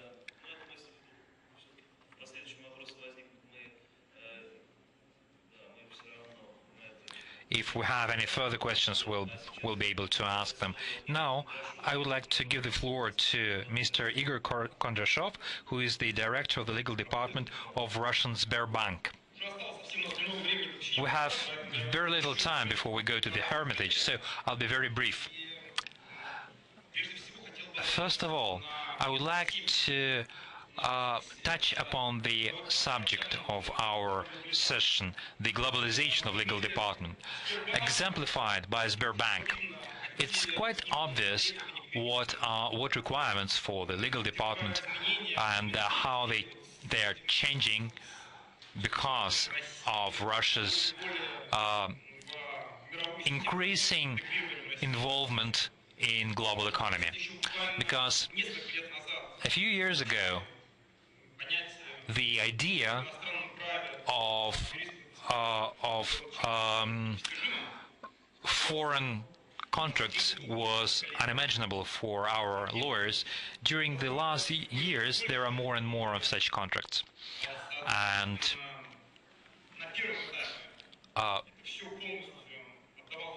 it was mostly given to consultants previously. Andrei Goldsblatt has left us now, so I can say that right now one of our primary tasks was to use fewer and fewer consultants in Anglo-American legal system. The idea is that right now a lawyer of a major company, a major international company, and Sberbank is basically represented in 12 jurisdictions as a separate organization with a license. We find it necessary for the lawyers not to be afraid to work with such contracts in other jurisdictions. And this is not the topic of our discussion, whether it's good or bad that the business is becoming more and more globalized and that many businesses are choosing foreign jurisdiction for their activity. But anyway, this is a reality of our times. It's hard to destroy this. So this is something that the lawyers of Russian companies have to take into account. If 2 years ago we had an international department consisting of 2 or 3 people, right now within our legal department we have a separate legal international unit where we hire lawyers who have experience in major foreign consulting companies, who worked as in-house counsels in major companies, outside consultants, and so on.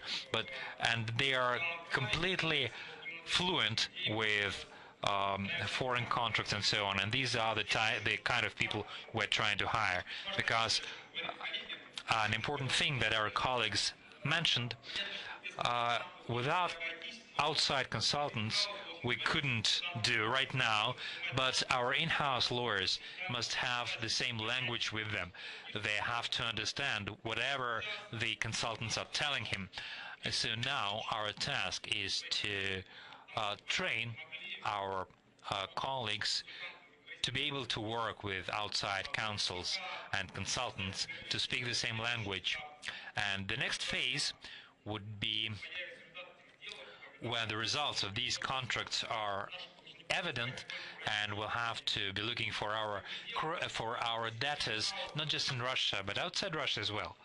Then the in-house lawyers would have to be looking to not just Switzerland or the United States, but to Colombia or Bolivia, and asking them to arrest the property of a client and so on. So, as for who we need for working in times of globalizations in major companies, another important point is what Ruslan said, and I agree completely, that in the legal function, it is the GR, government relations, is extremely important. Previously, a lawyer could say that there is a prohibition in the law and we can't do that.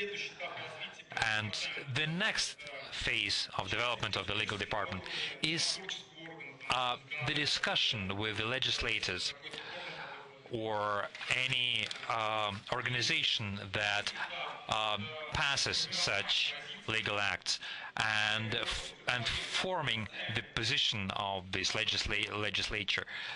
I think it's obvious to everyone that the regulators and legislators are flesh and blood people like us. They can make mistakes. So if we understand something about telecommunications or banking or oil and gas, what regulatory documents would be better for the field, then the lawyers of the company should be go-betweens and organizers,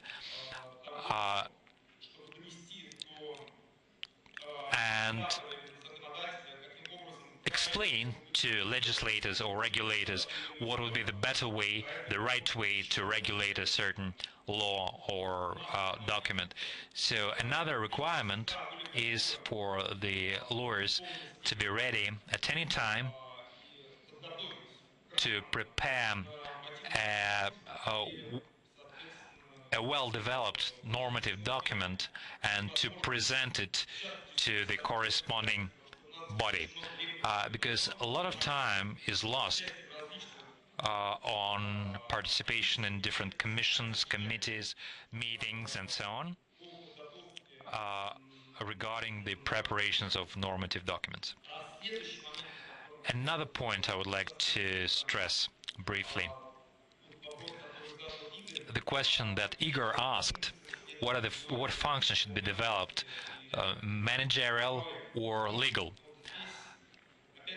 I think that, well, in our company, the legal functions are being developed all the time, also with the help of our external consultants. They are organizing workshops every week pro bono on different aspects of the law, and they have weekly seminars on the use of Anglo-American law. Basically, they're taking away their own bread, but they're doing that pro bono. So it's happening all the time. If we need to send someone to a longer training session, perhaps it makes more sense to speak about both managerial and legal functions. I think that a lawyer who works in a specialized organization, to increase the capitalization of that organization, he or she should know how exactly this organization is making money, to know the system in the bank or whatever. If you're working in a bank, you have to know the basics of banking, and Sberbank is working very actively on that, trying to develop special programs for lawyers to increase their knowledge both in management and in economy. It's another aspect which is absolutely necessary for a lawyer who wants to work with us. And finally,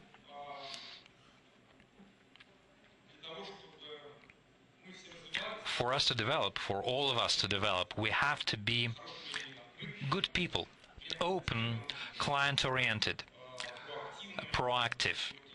And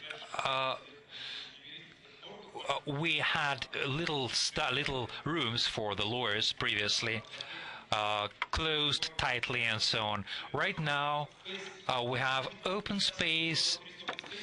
It's difficult for a lawyer to work in an open space setup, but when people see what other people are doing, including me, I had a big study, a closed study. Right now, we have, like a Georgian police station. It's all glass, and people see that the boss isn't asleep. Not yet. It's our next step.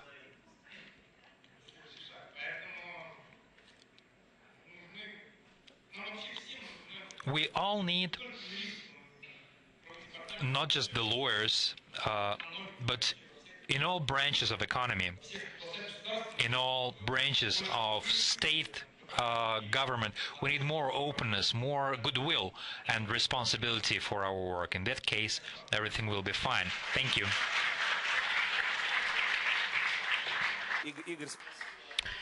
Thank you, Igor. Thank you so much for everything, especially your closure.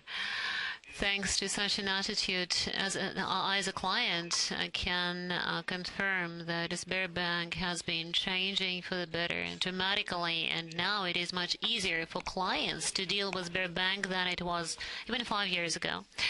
So let me go back to the subject of this discussion. We're here to discuss globalization, so it doesn't exclude a situation where Russian companies choose to buy assets outside of Russia.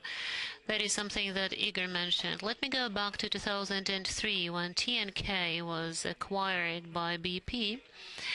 I remember pretty well how the integration process was held. It was held at the highest professional level. They rented a hotel. They invited a huge team of British experts that included everyone and lawyers too. And they discussed the process of adjusting to the Russian reality. You know that in Russia there were a lot of attempts to emerge in the area of energy and in the area of oil and gas, but that's a vivid example of how it was done. Now we are buying assets abroad, and I would like to listen to Igor to what he has to say about how they do it at this Sberbank, because without good organization of the integration process, it is coming to another jurisdiction is doomed to failure. Yeah, you're right. Now we are acquiring assets of FBI, and we are coming to Bosnia, Herzegovina, and Slovakia, the Czech Republic, Hungary, West Ukraine, Kazakhstan, if you will, also a very specific jurisdiction, and we are learning. We are learning every day to integrate even legal departments alone, to integrate them in 9 different countries of Eastern Europe. And I've been to each and every of them. That means a lot of work, loads of work. And without building a good vertical process, it will be impossible to manage it. So, of course, we just have to use foreign advisors and foreign counsels, the people who've been there many times. And we are benefiting from the experience of our colleagues who've been there, like I said. In addition to that, we have built huge teams which do nothing but building separate functions for separate jurisdictions like IT and risk management. Well, risk management is more straightforward because all you have to do is to respect Basel III. Yeah, and the laws, of course. So whatever methods are used as Sberbank, replicated in our subsidiary banks, so that sometime down the road we could create a single structure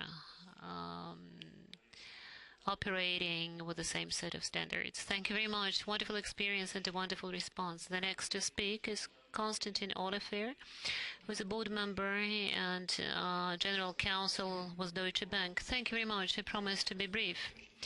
Look, the subject today is so exciting, the era of globalization. It's interesting that most speakers represent Russian companies which have become transnational, recently or not so recently.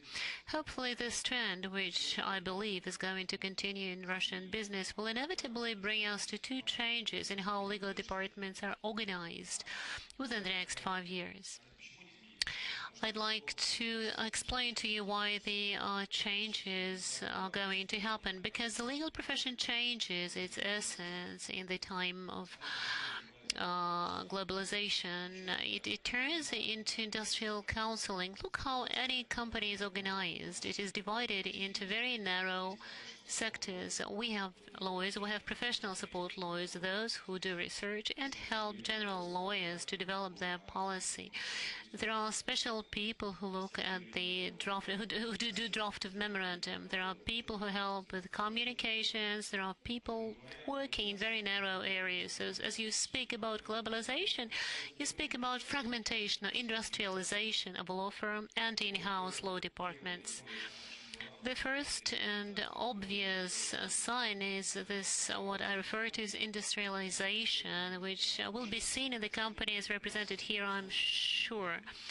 You're going to outsource a lot of non-core experts at your legal departments. I deeply respect the companies where the lawyers who are most advanced and smartest perform the great number of additional functions, but still this narrow functionality and coming to new markets will require new methods of work which have been used in the West for a while. What is outsourcing or smart sourcing, nearshoring? It has some other exciting names. That's an attempt of the legal department to focus on the core activities where they can create the maximum added value and forget about anything else, about everything where they don't create added value. What do we do at the Deutsche Bank? We deal with licensed products. We don't focus on labor law, tax law. We don't do litigation. We don't do courts. Those are important areas of what we do, but they're not key areas, and we should only focus on where we are at best. We're absolutely best at innovative banking products, and the people are developed to be the best on the market, but we shouldn't be the best in terms of the tax law, labor law. It's much easier, cheaper, and more efficient to outsource a person who will do a great job, twice as cheap as an in-house lawyer. So I think that in actuality such trend is going to continue. I know that a lot of general counsel are not happy about outsourcing because they believe that a lot of things within the corporation are too sensitive and they shouldn't be taken out of the corporation, or outsourced people are not the most reliable people in the world, or for some other reason. So there's this psychological resistance to that. There's this perception that everything should be done by yourself. But I disagree with that. That's going to conflict with globalization and what I refer to as industrialization of legal profession. We should stay with the key activities, core activities. Everything else goes overboard. It's cheaper and more efficient. And that is something that Russian companies becoming transnational are destined to come within the next 10 years. Another thing I'd like to emphasize here is what I refer to as cross-matrix structure of the legal department. You all realize pretty well that the lawyers have narrow functions. You have this headquarters which sets tone and methodology. There are some other field lawyers. They provide services to a specific individual or specific business unit.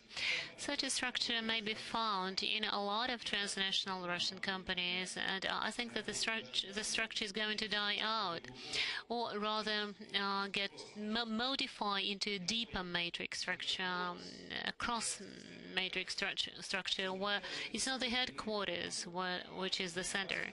The centers are distributed across the corporation, across the holding in the legal entities where they are most efficient. Let me explain to you what I mean. Let's take Deutsche Bank. Deutsche Bank in Moscow has a legal department.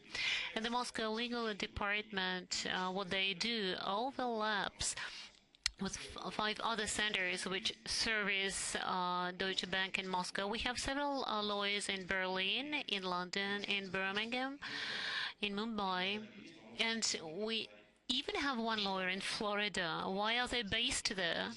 Because in those locations we find better and cheaper legal services. The lawyers who can help us achieve a better legal review of the Russian products for less money. This is what I mean. What can a lawyer do in Mumbai, for God's sake?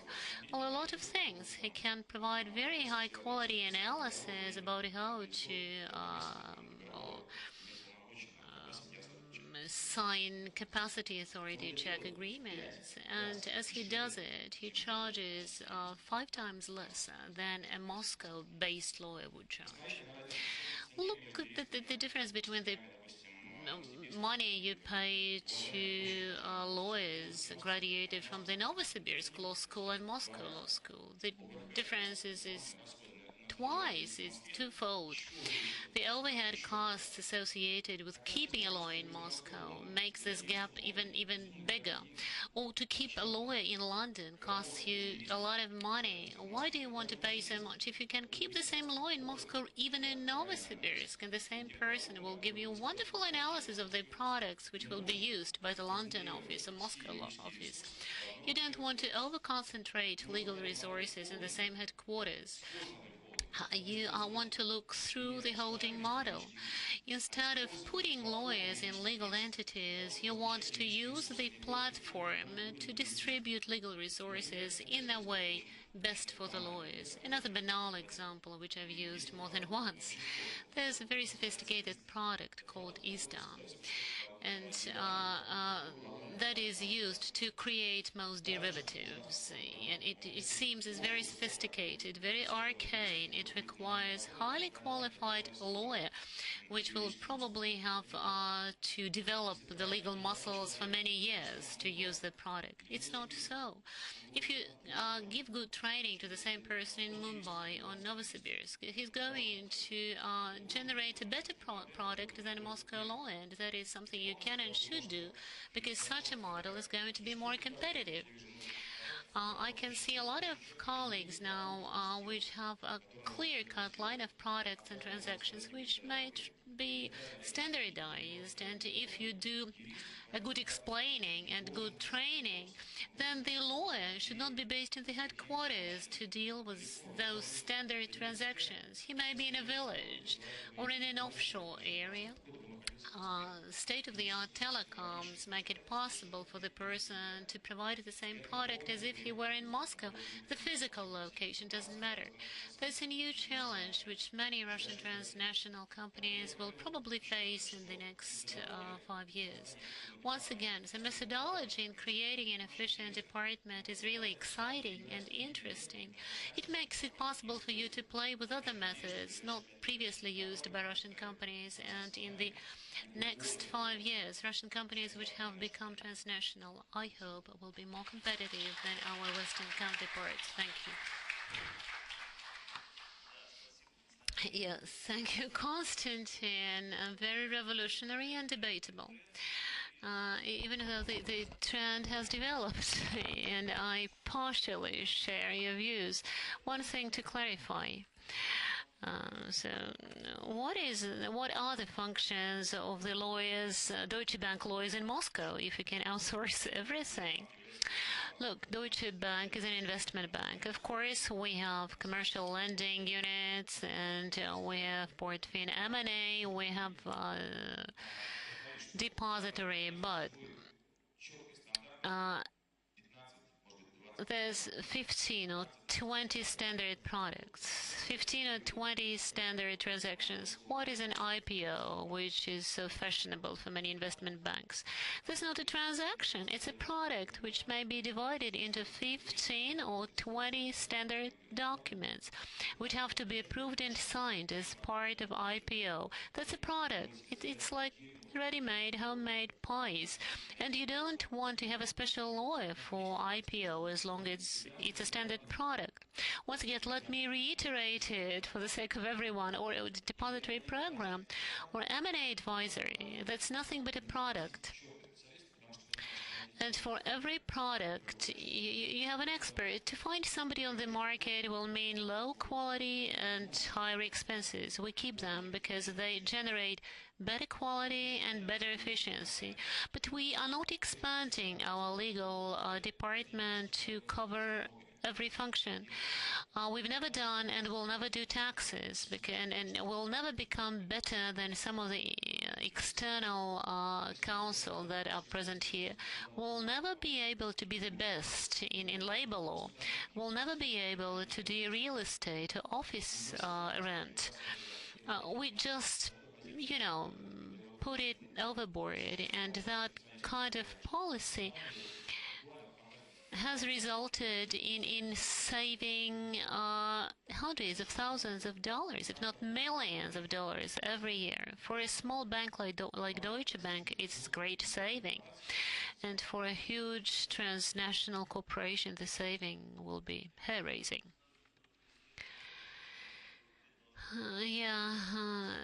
If something gets less somewhere else, something gets more. Your risk management unit or your back office is much bigger than average because your legal department is smaller. We are talking here about the industrial approach, in how you undertake risks, among many other things.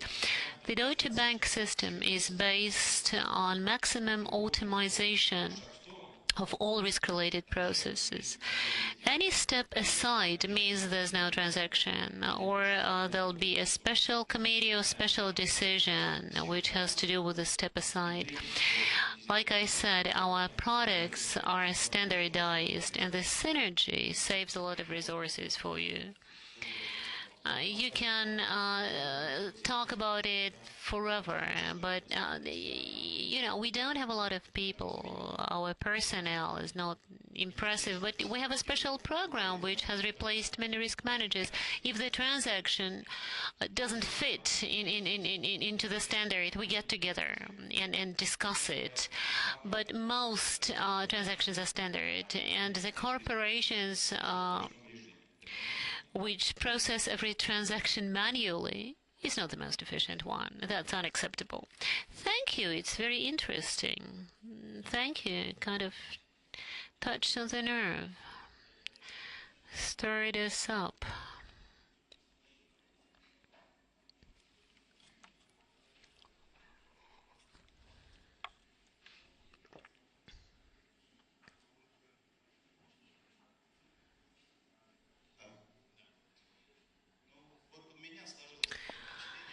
My impression is, I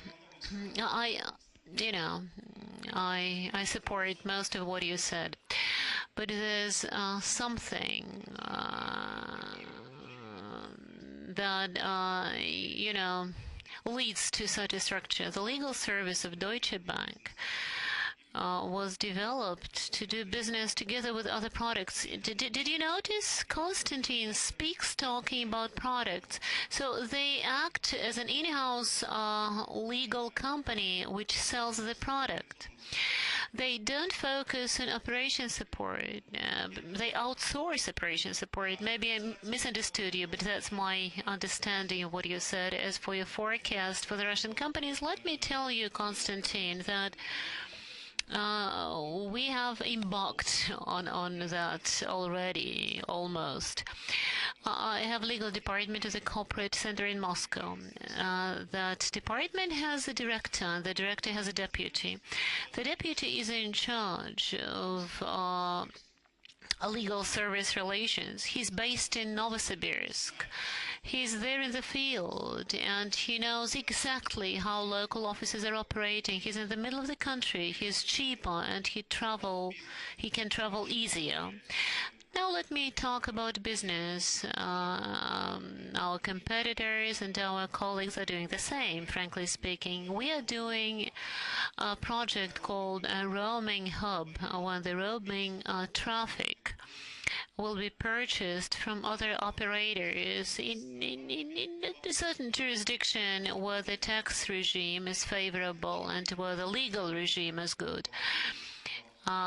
I believe that the lawyers which support transactions, roaming transactions, and they're very numerous, those lawyers will be located in the place and the location of the hub. So yes, we do personnel diversification, and the countries where we have our companies are covered by local lawyers. The only thing we expect them to do is to have their strategy approved by us, and we keep an eye on their KPI. If they need our assistance in terms of JAR or in terms of the methodology, we come up to them and help them, give them what they want. So summarizing all that has been said, what Konstantin says is this. He says, as globalization develops, you have to decentralize the legal function. How and to what extent is a different question, but decentralization will be there. Rosatom spoke about the same thing, and I'm saying the same thing. We've been to the stage where we consolidated everything, put everything together. We set everything in motion, so the centralization stage, which we've been to, is likely to be followed by a decentralization stage, and here I agree with you, Konstantin.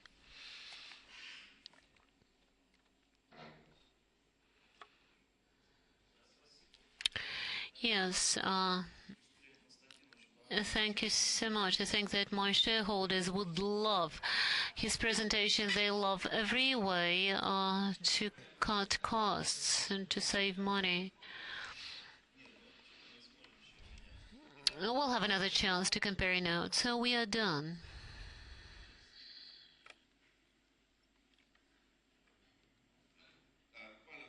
Just a couple of comments, and that's all.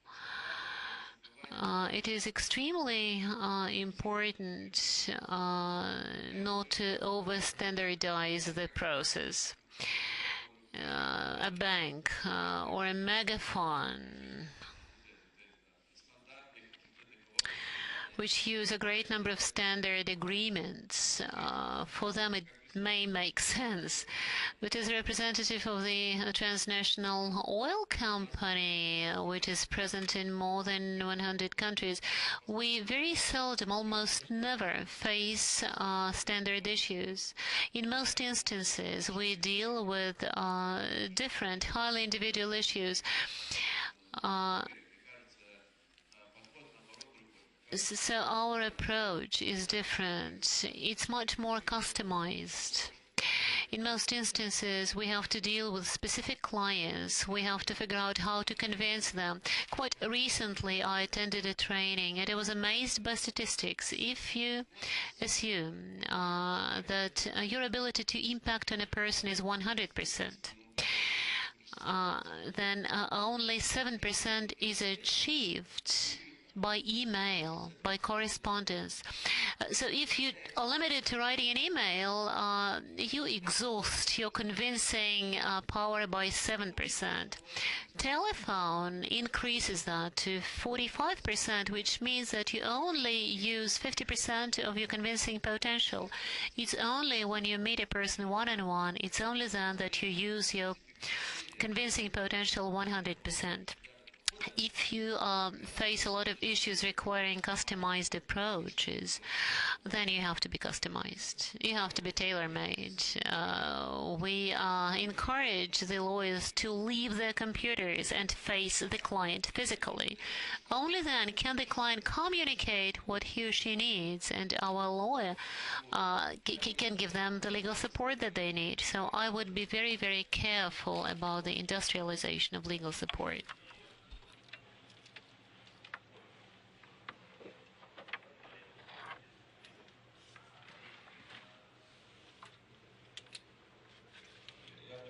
I want to comment. All those methods are important from the standpoint of enabling lawyers to focus on those areas where they can add more value, value assessment and risk management. And those areas, those functions where they are not likely to develop additional value, they should be moved aside using outsourcing approach, enable lawyers to do what they can do best.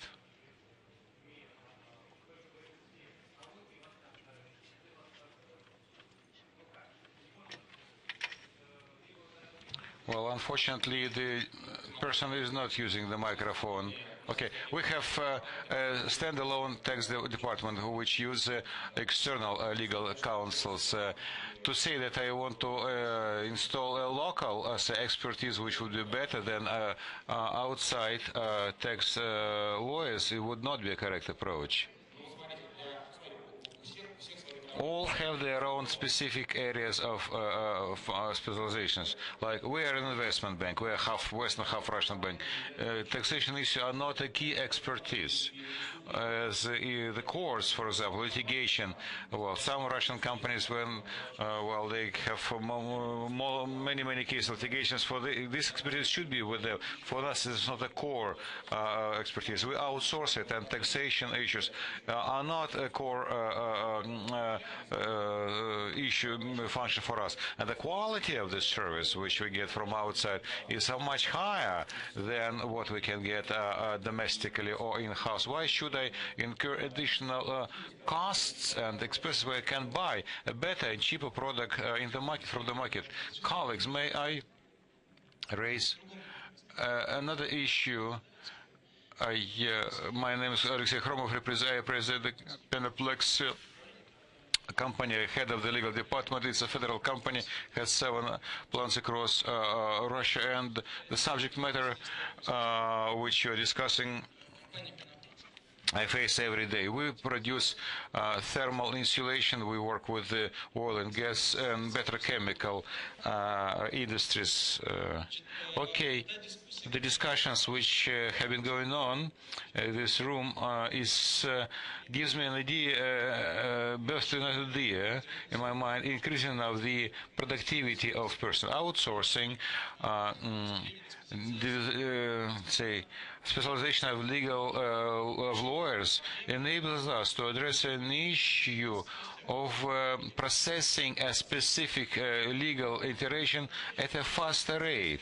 Because at the next forum we can discuss issues relating to ability of methods of using enhancing the productivity of lawyers. We work with our minds, and we're limited with a 24 hours day cycle when we can work. We have to work for so many hours and to rest for so many years. But this subject matter, said the chair, where I do my research, we consider it the issue for the speed of aging of information, and we as lawyers work with information. Kapitsa said that the rate at which information is ages presently by the year 2050, by the aging of information will be 1 second by 2050, and this is a problem which we lawyers who process information will face it and will be able to not be able to do anything. So perhaps we should now think of the next legal forum to place this issue on our agenda as a subject matter for a standalone roundtable. Thank you for this comment. This is a logical idea. Perhaps next year we will indeed address this issue, because this problem which you raise is debatable. I think it has provoked interest in the audience, and I don't want to be a conservative purpose. The trend is there. We can feel this trend.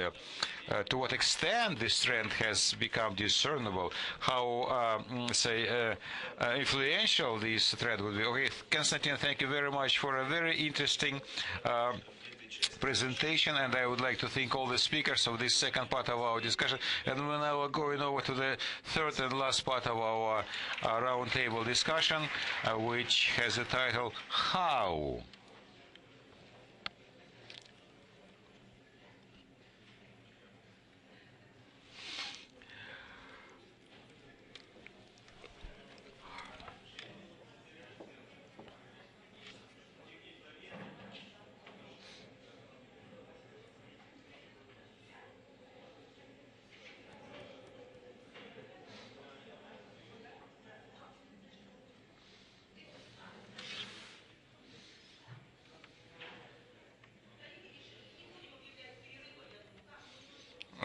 Well, we're tired, but if we make a break, I don't think we'll come back. We have a very pressed in time, as a matter of fact. Well, let us work without a break.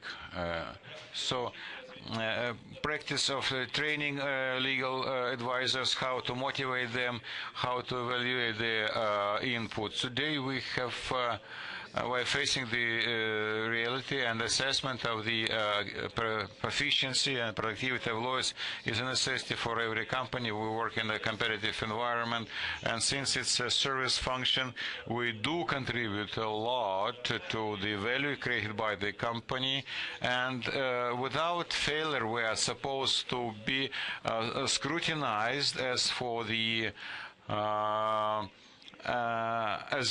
assessment of our company. We should be assessed as how much we cost, what is the cost which the company has to incur to keep us on the payroll, and what contribute to me. And Evgeny Luzov, director of the legal department, will be the first speaker on this subject. He works for General Electric Russia. Good afternoon. I would like to share my experience of working in global companies. I think it is of interest and very applicable, because from general, ideas, I would like to go down to my specific personal experience of working in companies like that. Speaking now, responding to the question how to find such lawyers who can then add value and sustain the beautiful business process while maintaining a specialization, be it in Moscow, in Mumbai, or in Novosibirsk. This is something which I would like to discuss with you right now. Let us think how comfortable it would be for lawyers, how long they can work in such environment if they specialize on very narrow field of, work functions. For example, when I came to a company about a year and a half ago, everything was just fine until the moment when two key lawyer left the employment, which I was counted upon, which had gained a lot of experience by the time when I joined the company. And the moment of truth has come. The issue of motivation, why those people left the company, what they expected me to do, what they expected the company to do, what company did not give them. So all those issues became very topical for me and the management of the company. And over that period, I believe we succeeded in setting up a department numbering 9 staff members. We separated the legal issues and compliance issue. We invited experienced experts in this field. I would like to add by that heading this department here in Moscow, I would like to say that this is not a department of a company like TNK, BP, or like similar, where they have only headquarters here. The headquarters of our company is in the USA. And what we see here in Moscow in this office and how they were viewed is different from some other company structure. Our function here in Russia or CIS is to sustain, keep ourselves at this level, to keep our presence in this market and to support development of the company, the business of the company in this area in a highly competitive environment. And coming back again to the issue of how to achieve what we want to do, achieve a global corporation is sets rhythms, processes, and methods. And many things have already been sorted out in a big company like that. You simply have to learn how they have been done previously. When I joined the company in 2 weeks from that, I was at a forum of Asian lawyers in Hong Kong. That was a great experience. I saw the cross-cut of the section of the company Asia-wise, and I see that our great country. I came to another geographical area, and it was the first time for me to visit Asia, and I saw how Asian lawyers work.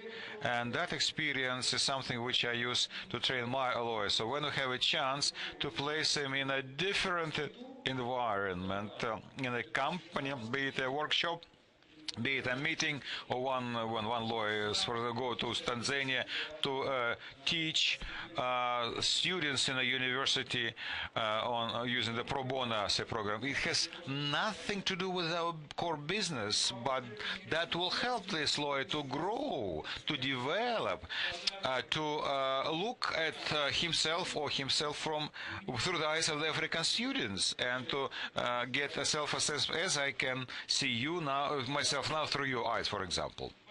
That's why we do use such approaches, we use such methods. We address complicated issues. Our clients are very diversified. The business is very diversified. We are responsible for Tajikistan, for Kazakhstan, and so on and so forth. So there were situations when, in the absence of lawyers, we had to figure out using internet to understand what the travel expenses are in the Kazakh labor code. But later on, gradually, those processes are structured, and a lawyer was found to cover those issues for our company. So the complexity of the global client, the complexity of our region, are things which we have to cope with. Another issue which we may discuss too is departure of information and the information boom, which we are now victims of. I want to say I would definitely like to read the law and to narrate it to my client. Simply don't have time, and my client understands this differently. The client has a choice to go whether he should go to a U.S. Italian lawyer or to external lawyer here. We work in the competitive environment inside the company, and my function as a head of the legal department is to drag myself and my lawyers out of the trenches, if you understand. Especially for continental lawyers, this is important, and this is very typical for continental lawyers to interpret a law from one point to another point, in contrary to American lawyers who would, using precedents or common sense, may discuss a variety of issues, many issues, to break set stereotypes, to expose my lawyers to a wider set of situations, wider set of processes available in the company, something which I'm supposed to do, as I believe. Again, coming back to the question how, I would want to say the following. We do have specialization in our department, but it's not as rigid as it was in a bank, for example, which our colleague told us about in Deutsche Bank. We do have also say, a competition of the national competencies. Looking from the standpoint of headquarters, we are compared always with China, with our office in Australia, in India, and they can see, and we can see where we rate with all our, say, skills and seriousness of approach to an issue as compared with our colleagues within our company. So everything starts with the hiring of staff, with the recruiting of staff. This is a very important phase. A global company gives a chance for staff members to recruit a person from LA, of course, in New London, in Singapore. We can find our lawyers who graduated, who are hail from Russia or from our region, and then speak to such potential candidate. Ideally, I would like to see my lawyers to be such leaders as I am now. I would like to delegate to them some of my responsibility. I would like to delegate some of the risk of decision making which I carry, because sometimes it's you get tired of prompting them to work more and faster and better. So I would like to see them to be more responsible. So my responsibility is to say formulate for them such tasks which they would think is not possible to do, because they understand they can do it with my assistance.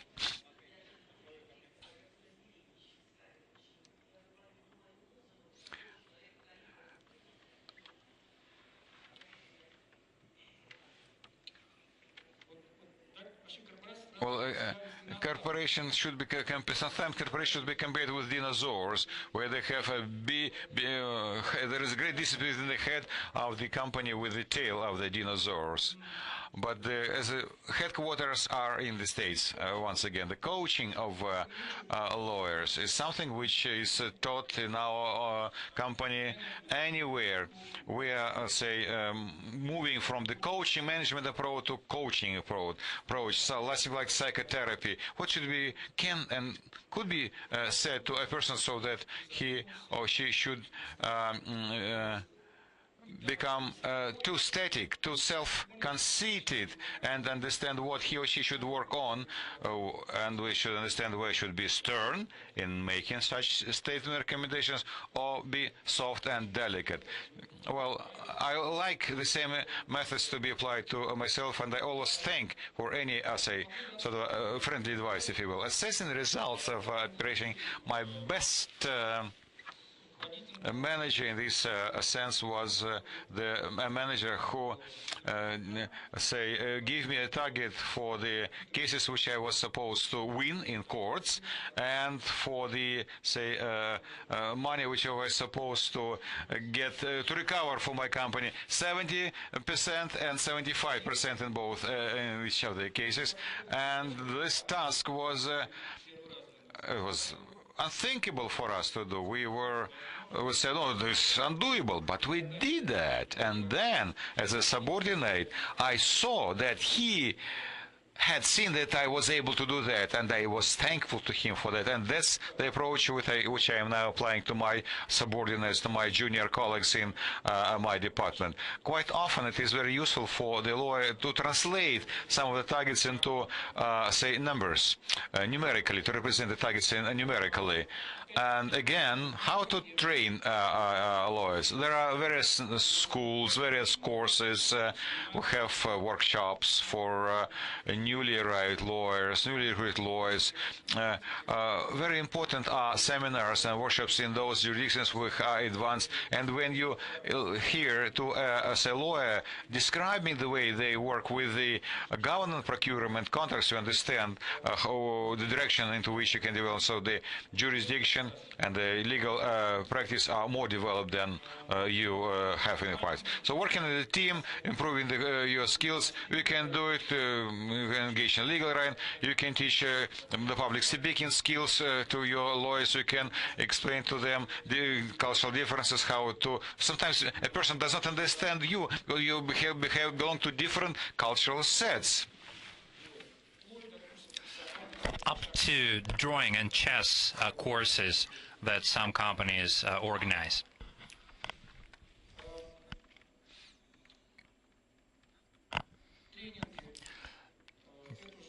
trainings, this is probably a Russian specificity or finding, and the climax of that is when all the 12 of us were in one boat, literally,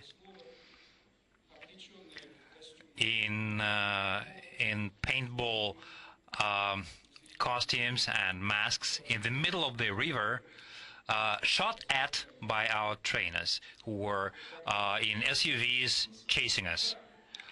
It's good that not business people. Well, you see that this is a parallel with the business. We're always under fire from the business department. When you're in a boat, you see who's rowing, who sat down not to be seen, who drew fire.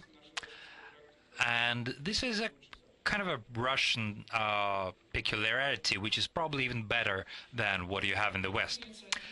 And then the initiative of taking the risks or sharing the risks.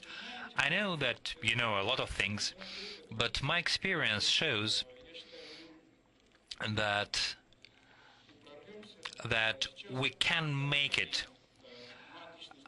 And right now, in Matrix type company, there are several hundred specialists. The company is very dynamic. It's very aggressive. In the good meaning of that word, we hope that we will sustain the growth of the company in our region, and helped by our colleagues, we're doing all we can. So we're really growing, and I hope that it will continue. Thank you.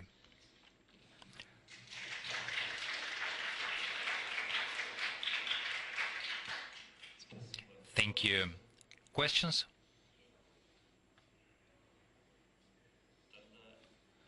Well then, Alexander Masagin, Vice President of Commerzbank Eurasia, Deputy Chair of the Board.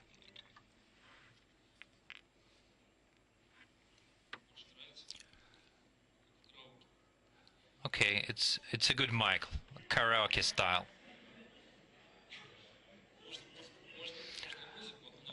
You can switch on the music, but even better would be the remote, so that I could switch the slides.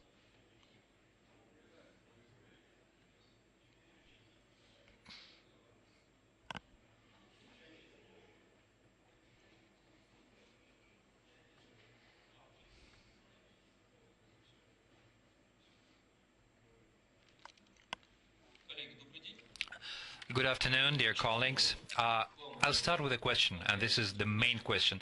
How much time do I have, dear moderator? It's, you know, like in that joke. There was a Soviet movie. I can do it in 2 weeks. I can do it in 5 days, but it will be harder to do in 2 weeks. Okay, so I'll just touch upon the basics. I'll try to speak in unison with the previous speakers, because we're troubled by all the same things and issues. What kind of legal department can be efficient? And we found out during our discussions that everyone has his or her own ideas about that, about the efficiency, about how to achieve it. We listened to different views about the genesis of the legal function, from back office to a department that actually creates added value. We also heard the point of view that the legal department has to make good pies, as Ford did at his factory. I'll be talking about evaluating the efficiency. I don't mean to be the final judge. I'll just speak about my organization. So, the efficiency. Many views were voiced here, and I'll try to talk about mine, there is no universal way or recipe that would be good for everyone. We heard from some of our colleagues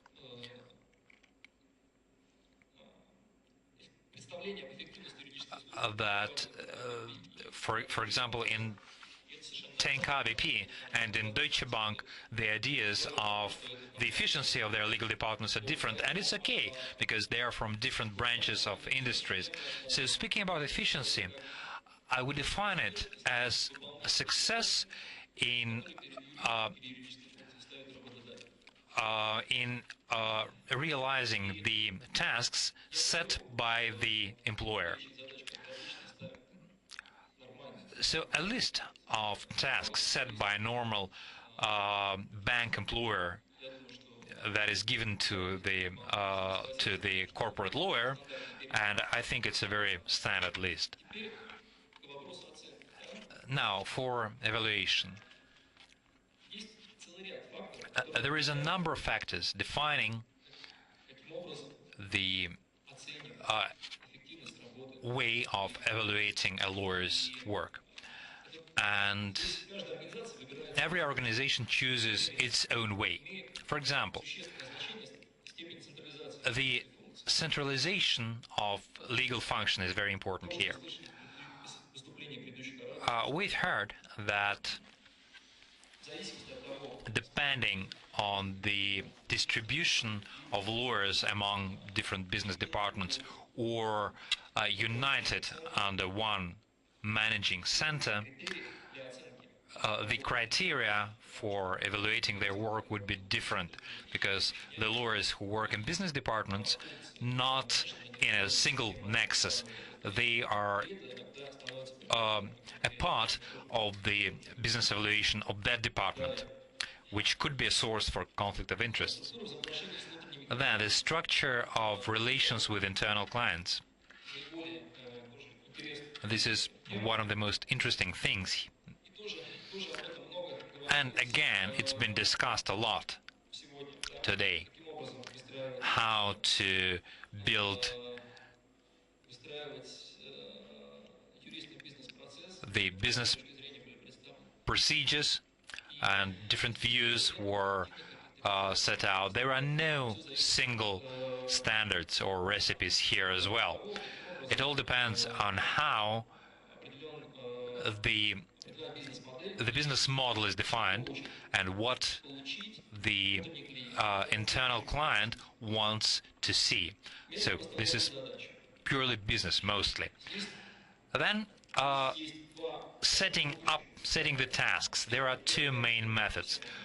We know very well one of the methods. This is the internal instruction, when the lawyer comes to the office and he's given a document. In some companies, a number of documents, and they say, this is your this is your rule, this is your ABC, this is how you're going to live and perform our tasks. In other companies, it works differently. So here, you can tweak things manually. In Russia, it's very popular. It's also possible to join the legal work with some other business processes of the company, including the companies that require legal coverage. And finally, the factor that influences the efficiency is the method of evaluation. There are many ways to evaluate things. Key factor of efficiency. Then there is the competence, and we have to understand that competence is not necessarily a reflection of professional requirements. Competence is basically just a word that is directly borrowed from English, but it's not necessarily qualification or professionalism. what my colleague from Interos mentioned.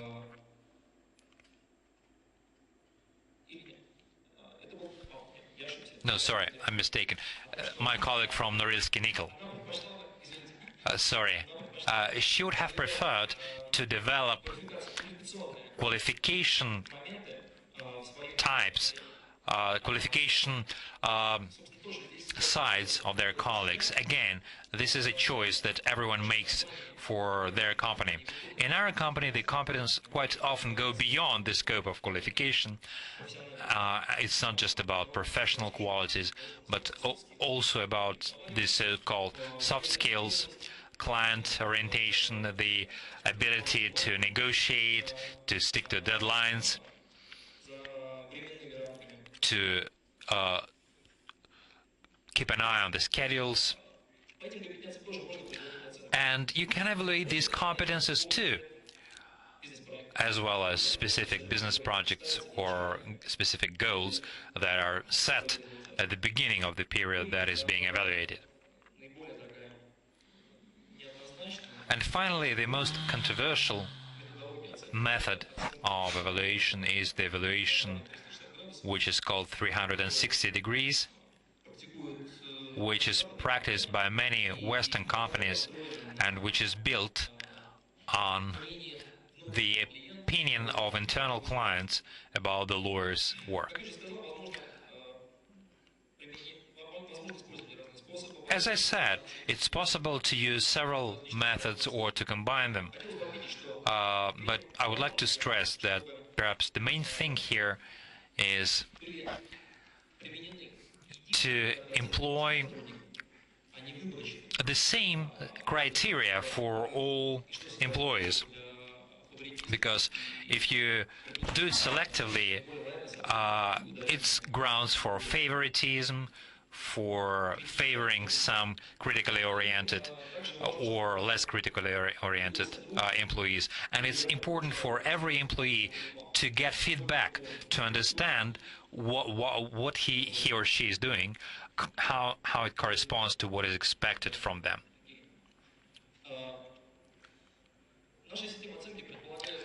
Our system of evaluation is based on a number of combined factors. One factor is what was reached, the objective criteria.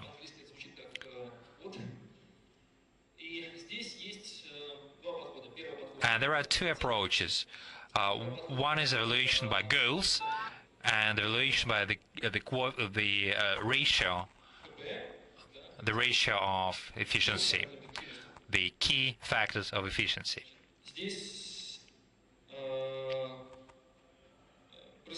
Here,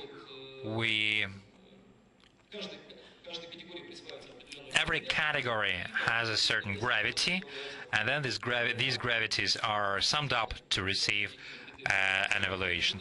There are also objective criteria, and this evaluation is done by the boss based on his or her perception of the competences. Why are these criteria called objectives and subjective? Because the first group are based on quantitative factors, certain average quantitative factors, and the competence evaluation is more on how your bosses perceive your work.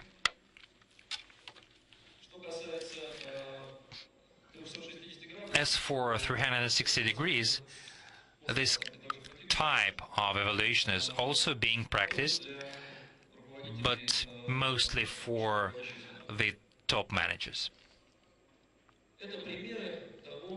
These are examples of goals and key factors that could be agreed upon for the legal department, because you see that there are certain specific goals like decreasing the time needed for opening the bank account. There are certain quantitative factors and qualitative factors, such as creating a better matrix for legal work. I want to draw your attention that there are certain goals of individual development which is not used by all companies when evaluating efficiency, and I think it is a very good incentive for our colleagues. I would like to draw your attention to the fact that the bosses have a choice to evaluate by goals or by key efficiency factors.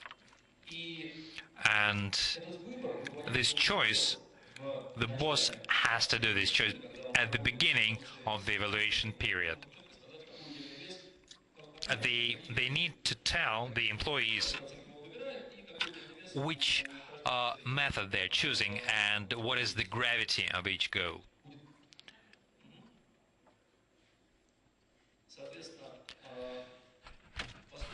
So this is the last slide, but it's interesting. Where we often ask ourselves, is it possible for an employer to create an incentive for the employee? How is it possible at all? But I would reformulate it. Is it possible for an employer to influence the incentives, the motivation of the employee? Because motivation is an internal process, and it's probably the employee's final choice. So creating motivation is not possible for the employer, but it's possible to influence that. During the hiring process, the employer has to understand that the motivation of the candidate corresponds to his or her corporate culture, to their basic strategic goals and tasks. Otherwise, a conflict of expectations is inevitable when the employer mistakenly evaluates the reason for the employee to come to that company.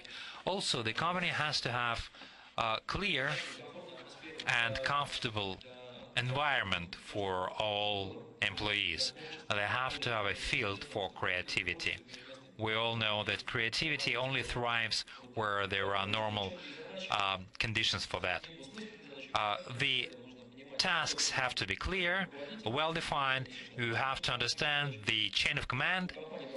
The company has to have a clear strategy, not just making money opportunistically. The strategy has to be clear and long term, and feedback mechanisms should be in place. An employee has to know when he or she is doing something wrong. All that creates a comfortable atmosphere, a comfortable environment, and if we look at this as a pyramid, we see that in the middle of that pyramid is the system of efficiency evaluation. The criteria have to be clear to the employer, to the employee, because otherwise, if it's not clear, the discussions will certainly rise. And of course, certain incentives and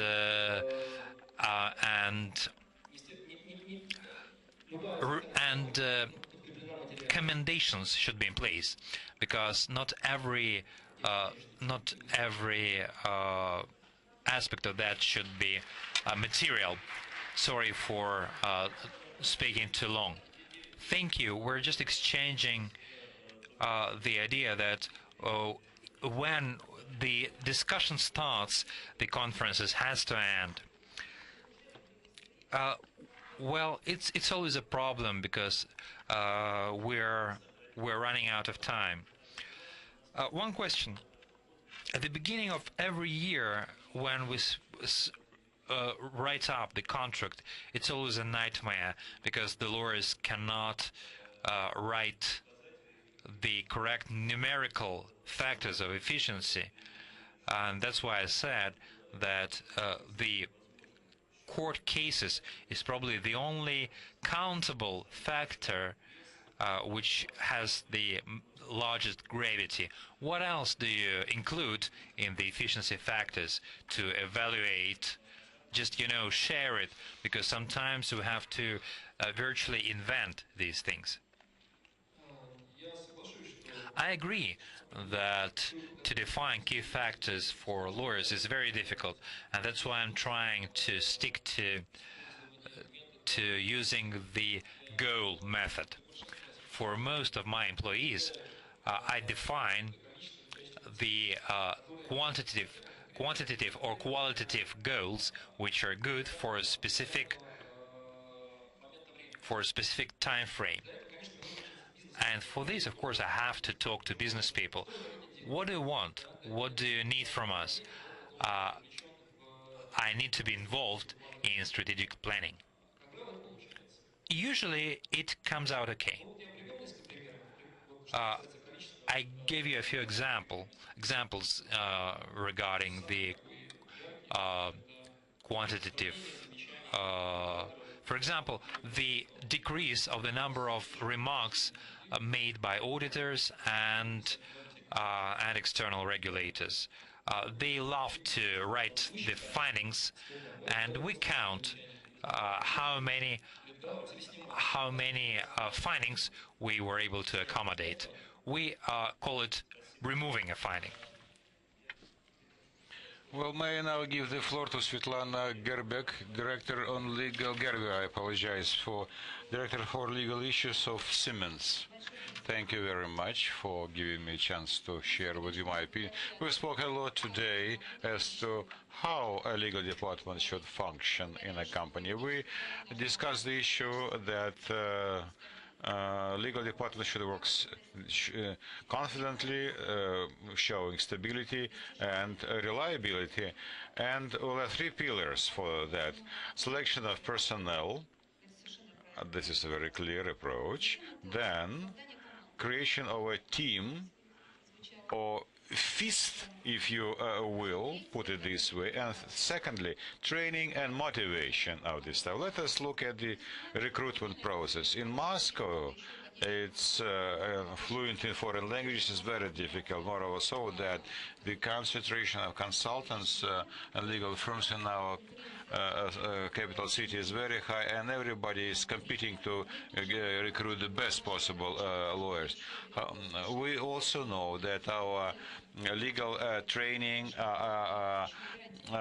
is not at the desired level, and law school diploma is not a guarantee that you would for you to get a really trained lawyer. So we sort of introduce an entry examination to choose the best of the best. We look at regional people who come from regions. They are maybe first-rate experts in legal issues and are modest people and know how to work laboriously and hard. How then? Second pillar is team building. A team is not built from nowhere. The formation of a team goes through a certain phases: recruitment, formation, conflicts, which occur, and only after all these initial phases are passed, a coherent work of all the lawyers forming the team starts in earnest. This is a very complicated issue, so whenever a new person enters a team of lawyers, this process starts again and again. That's why it's important to retain, to keep the team as a stable unit. How to do that? It's a tremendous responsibility, because people do leave employment in your company, and quite often they do not leave seeking better, say, financial terms and conditions, but a lawyer, as any person would want to develop. How to provide guarantee a development for a lawyer within a company after, say, 3 years' time. 3 years because he would want to see better new places. It's easy for me to address this issue. We are a very diversified company, and we can offer to our lawyers a variety of choice of working with in various branches of law and various product lines. But as a head of the legal department, I should not forget that I have to monitor development of a specific lawyer in my department, and to offer him or her a chance to develop. So, for example, a person worked for 2 years in the energy sector, sector, and I can offer him or her to work in a medical department. So a lawyer sometimes does not understand that he or she is prepared to move to another, let's say, area. So there are a number of many mechanisms which would enable you to monitor development of lawyers.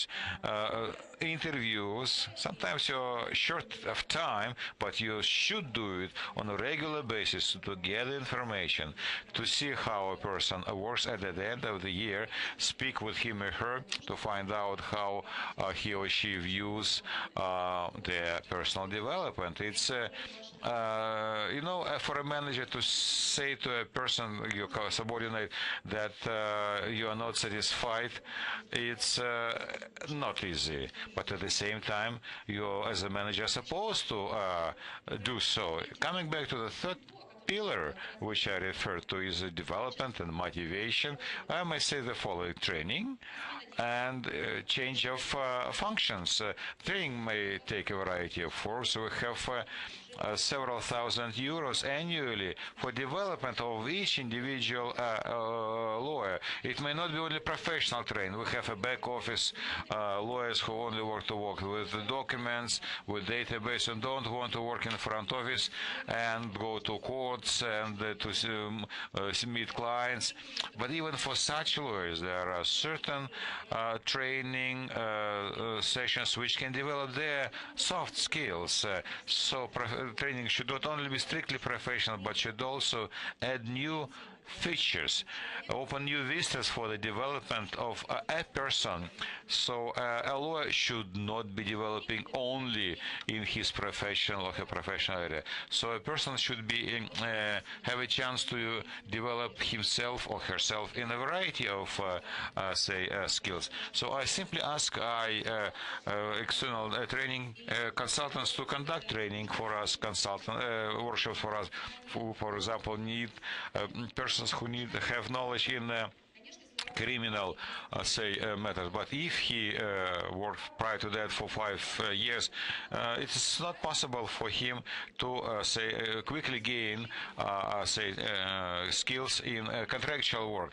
He may be sent for training to our consultants who will be able to train him in no time at all. Such training happens not only in Russia but abroad as well. Our company has a foreign component, and we should understand the mentality of U.S., British, German colleagues, and immersion in a foreign environment is also a method of training. Not only you should develop your people in your country, but in other foreign countries as well. Well, we a rather flat structure in our department, and I would not say that we have a lot of variety for a lawyer to grow. There are a number of positions, lead legal counsel, but at one point of time a person is bound to say, well, I have reached the ceiling in my development. So a person, either I wait for my manager to go take a better position, or I will develop in a different direction. So you can go to another country. We are, engaged in a rotation of personnel to Austria, to Germany, to UK. You can work for a couple of years in another country. Or for lawyer, it is possible to go to another, area like compliance, or to business, to be a business project manager.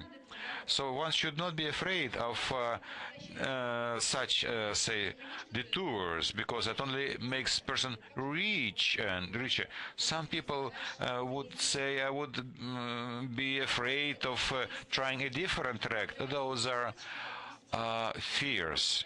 So it's a painful process to let a person go, but in this case you'll be able to experiment, to try, and then you'll be benefiting a lot for the entire economy on the whole. At the end of my brief presentation, I'd like to say that ensured and guaranteed personal, professional development and motivation are a good guarantee that a person be loyal to your company and will contribute to its development and stability. Thank you.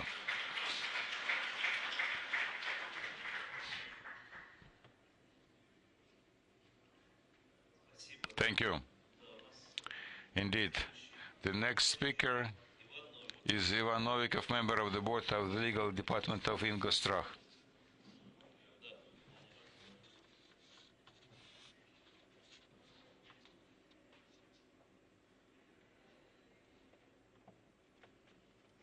Thank you for the organizers of this meeting to give me a chance to somewhat dilute our global epoch with one very applicable tool that I would want to offer to you in conjunction with a note made by a colleague from the Iraq that in foreign jurisdictions and foreign law is a given phenomena. You have to make peace with that. I offer a tool. What we, for example, here, when business captains tell us, say, define the applicable law, governing law, because business captains have grounds to believe that in a foreign law, with a foreign applicable law, they would be getting the hearing faster, cheaper, and better. Let us not go into details why they think so. I offer to use opportunities available in Court of Arbitration, like Maritime Arbitration Committee, attached to the Chamber of Commerce, where they have a reference in their set of rules of the applicable law, so they can they have a list of arbiters for both courts of arbitration, which is approved, and you can find it on the website. So by negotiating with your managers, with your foreign vis-a-vis, if you participate in say commercial navigation, then it should be Maritime Arbitration Committee, or you can say, okay, we will take foreign law as a governing law, but okay, give me also can make me a concession. Let us use the Russian Maritime Commission attached to the Chamber of Commerce and Trade of Industry in Russia, and I think they will like it. It will be a give and take situation. Well, indeed, I would support what Ivan has said. We should support those institutions. They are institutions with long standing. There is no grounds to say that look outdated or worse as compared with analogous institutions which you may find in other jurisdictions. And now may I give the floor to a representative of the profession through which we simply have to engage in assessment of effectiveness, what we should know, why we know this notion of 360, what development operations. Tatiana Fedorov is a senior consultant of Rosexpert. Good afternoon, dear colleagues. Indeed, I represent consulting and the Rosexpert company, which made of two big practices. The first practice is executive search, which is also called headhunting, and the second practice deals with the development of leadership. And what I'm going to speak to you in the next 5 to 7 minutes is based on our knowledge, concentrating on our company as far as the market situation is concerned, and on our knowledge and application of the tools which we use in our practice. On top of that, Rosexpert as a global company is a part of the global company Korn Ferry International. That is why the subject matter of our today's roundtable about globality is indeed will be reflected in my brief presentation. To start with, I would like to say that a legal department is a part of a company. Any company operates in a market, and as a result, it is experiences what the effects of the developments of the global market. What are the key trends which we as the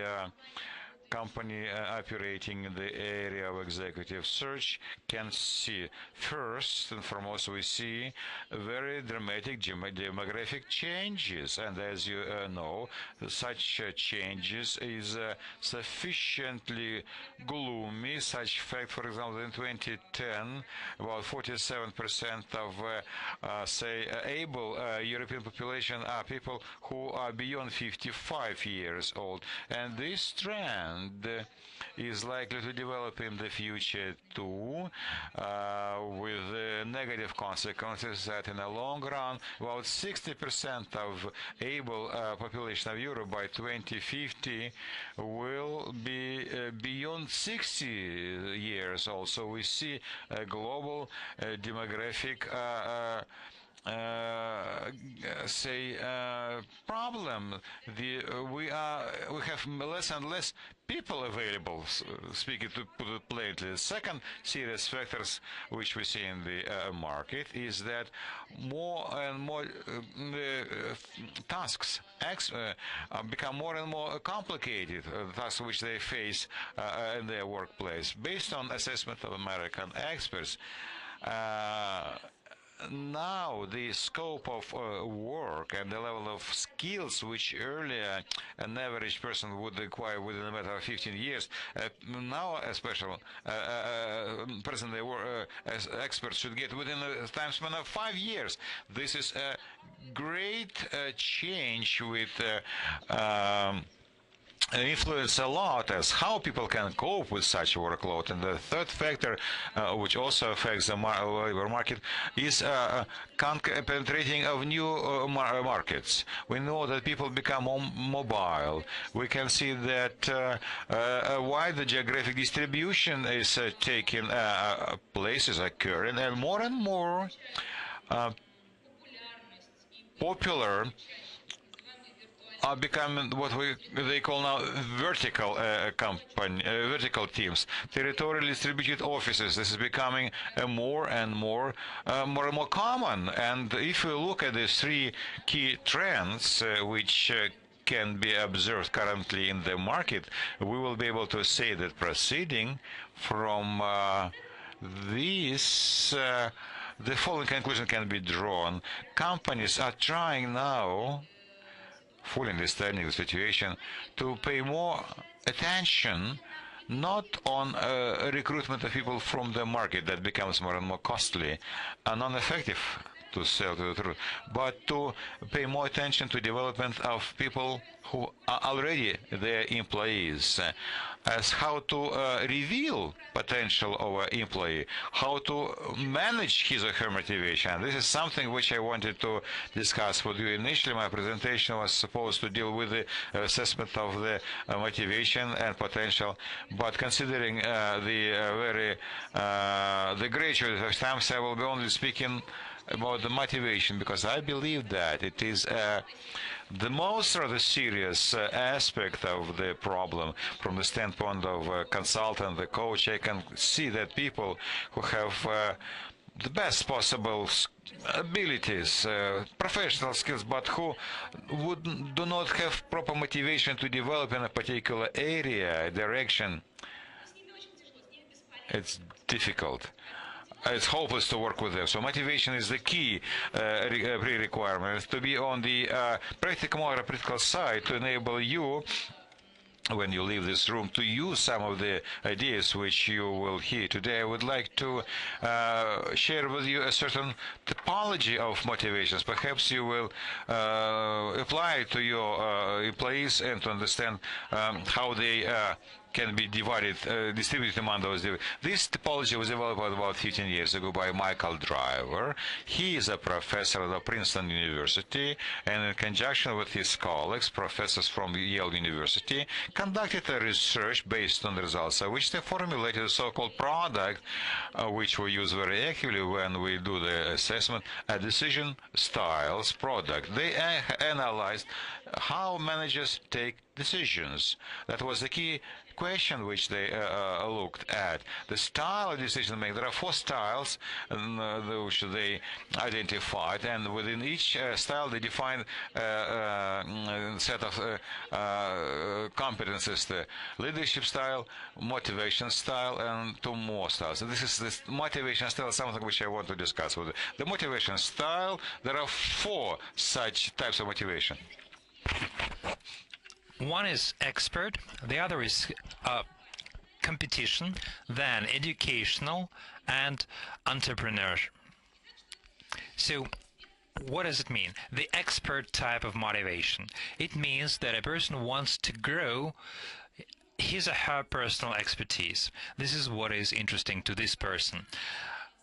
Safety, stability are important to this person. He or she wants to develop within the framework chosen by this person for himself or herself. And the other type is the competitive type. This is the type you have to interact with often. If you have commercial departments within your company, this is the departments where this type is well represented. They are oriented towards influence, power, and the main indicators for them are power, achievements, and status. The level of position, money, the level of motivation. This is their motivational package. This is what they need to move up the career ladder. The people with this type of motivation, in my experience, can be found within your departments. What are they doing? Working with clients, mostly, and they are better at it. People with educational motivation, they are aimed at getting new knowledge, growing not internally but rather externally and extensively. To be creative. These are people who are trying to communicate, to receive input from new companies, from other departments, who are interested in participating in such forums like we have now. And finally, a very rare one, unfortunately, not among lawyers, in our culture in general. It's the entrepreneur motivation. These are people who want to be independent, who are ready to take huge risks and to be responsible for that, to receive money and then come back with a result. There are, unfortunately, very few people like that in our culture. Now, a question. Which time do you think is represented best among your employees or colleagues? What type of motivation prevails? Expert, competitive, educational, or entrepreneurship? The third one, I think, according to the audience, the educational one.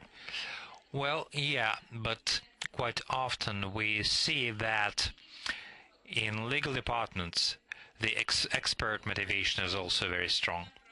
People develop their internal strengths and they don't want to go anywhere else. The next slide you'll see.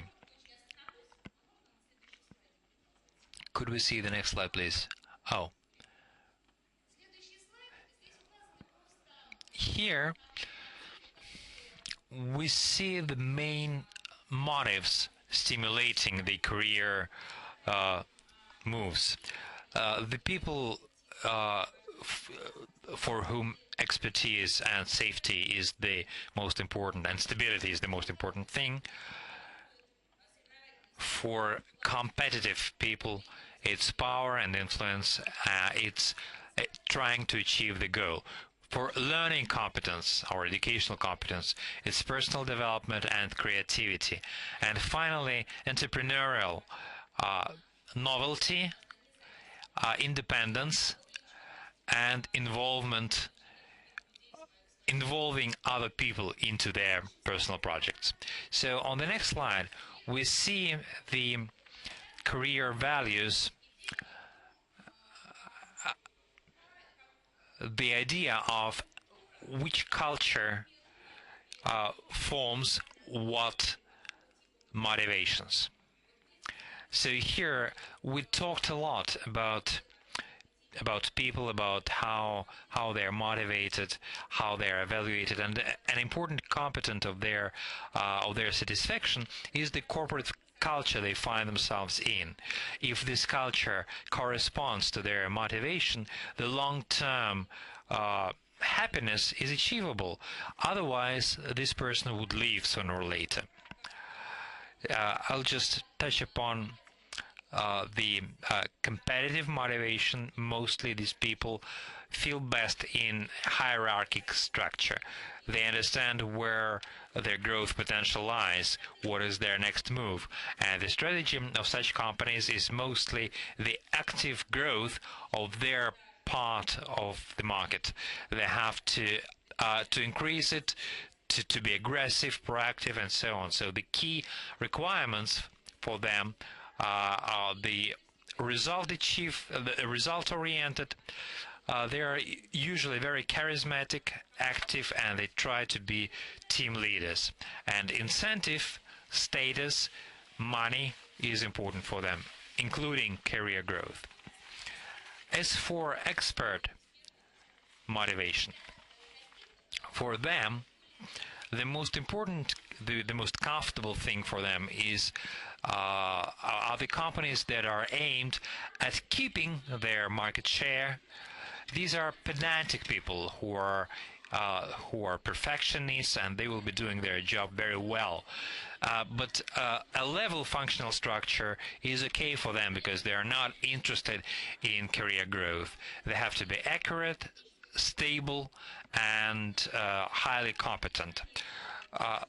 They want their technical expertise to be recognized, and training, specialized training for such people is probably the most efficient there is.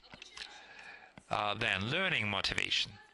The situation when a company is in the process of diversification, when some new ideas appear, the metric structure is good for them. They feel quite well when creativity is demanded of them. They can display various skills, and they can be leaders. As for incentive, additional tasks, or expanding their functions, or rotation. It was mentioned going to a different country, on a different position, and so on. It motivates them very well. And education in the broadest sense in the word, not just a specific, very narrow education, but rather some kind of broad education. And finally, the entrepreneurial type. These are the companies that are interested in active implementing of new chances, of new possibilities.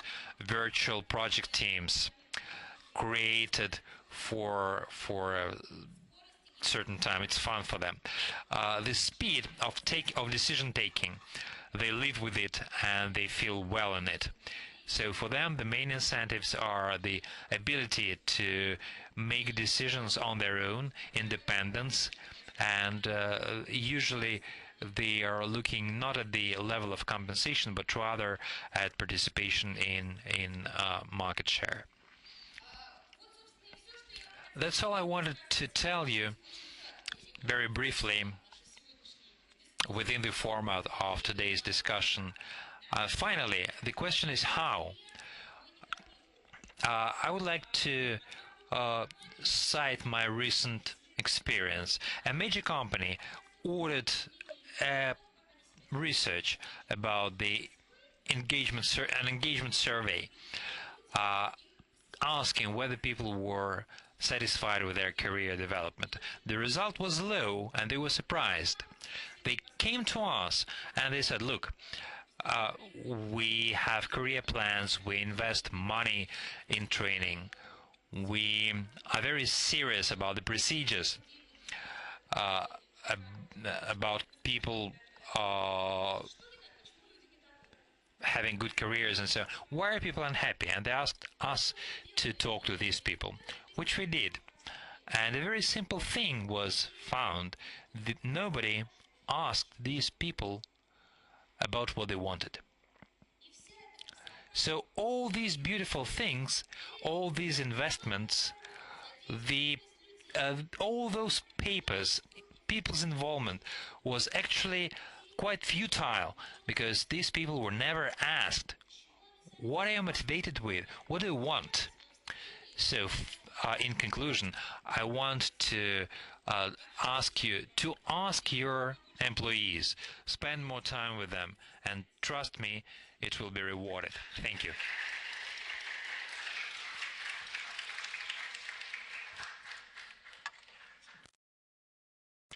Thank you. And these final words are completely supporting what Svetlana said. Unfortunately, we often leave this to the very end of our work, but sometimes it's much more important for an employee than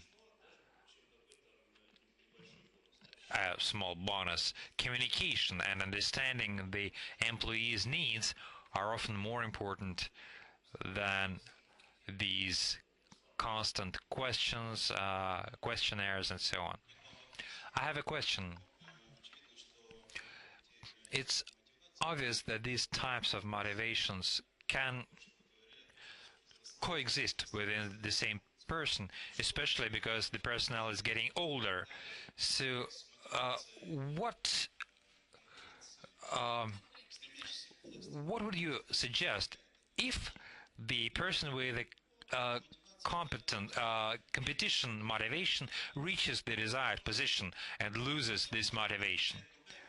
Maybe a different motivation, a more conservative motivation, doing nothing in this position maybe disappears. Do you suggest we look for a different motivation, or just letting this person go? Well, there are many factors, and it depends on how much this person, how long is this person history in the company, with the company, how old he or she is. It also depends on the level of motivation. But generally, the people who have a very strong competitive motivation, they are usually seldom complacent. They continue to have this motivation even when they have proven to themselves that they are really able to do a lot. Wait a little, maybe you will see that this person will find a new goal and try to assert himself. If it doesn't happen, you'll have to work to be very decisively.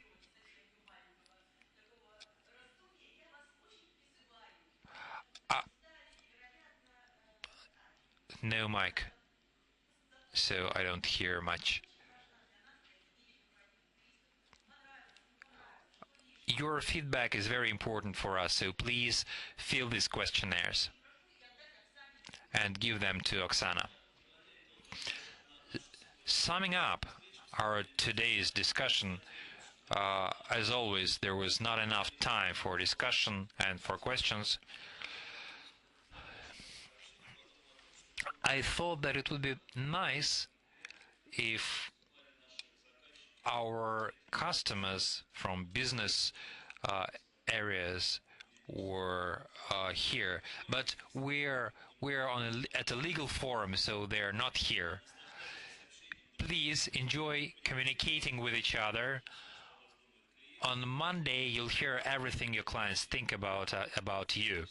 But we have 2 more days, and we'll meet next year. Thank you very much.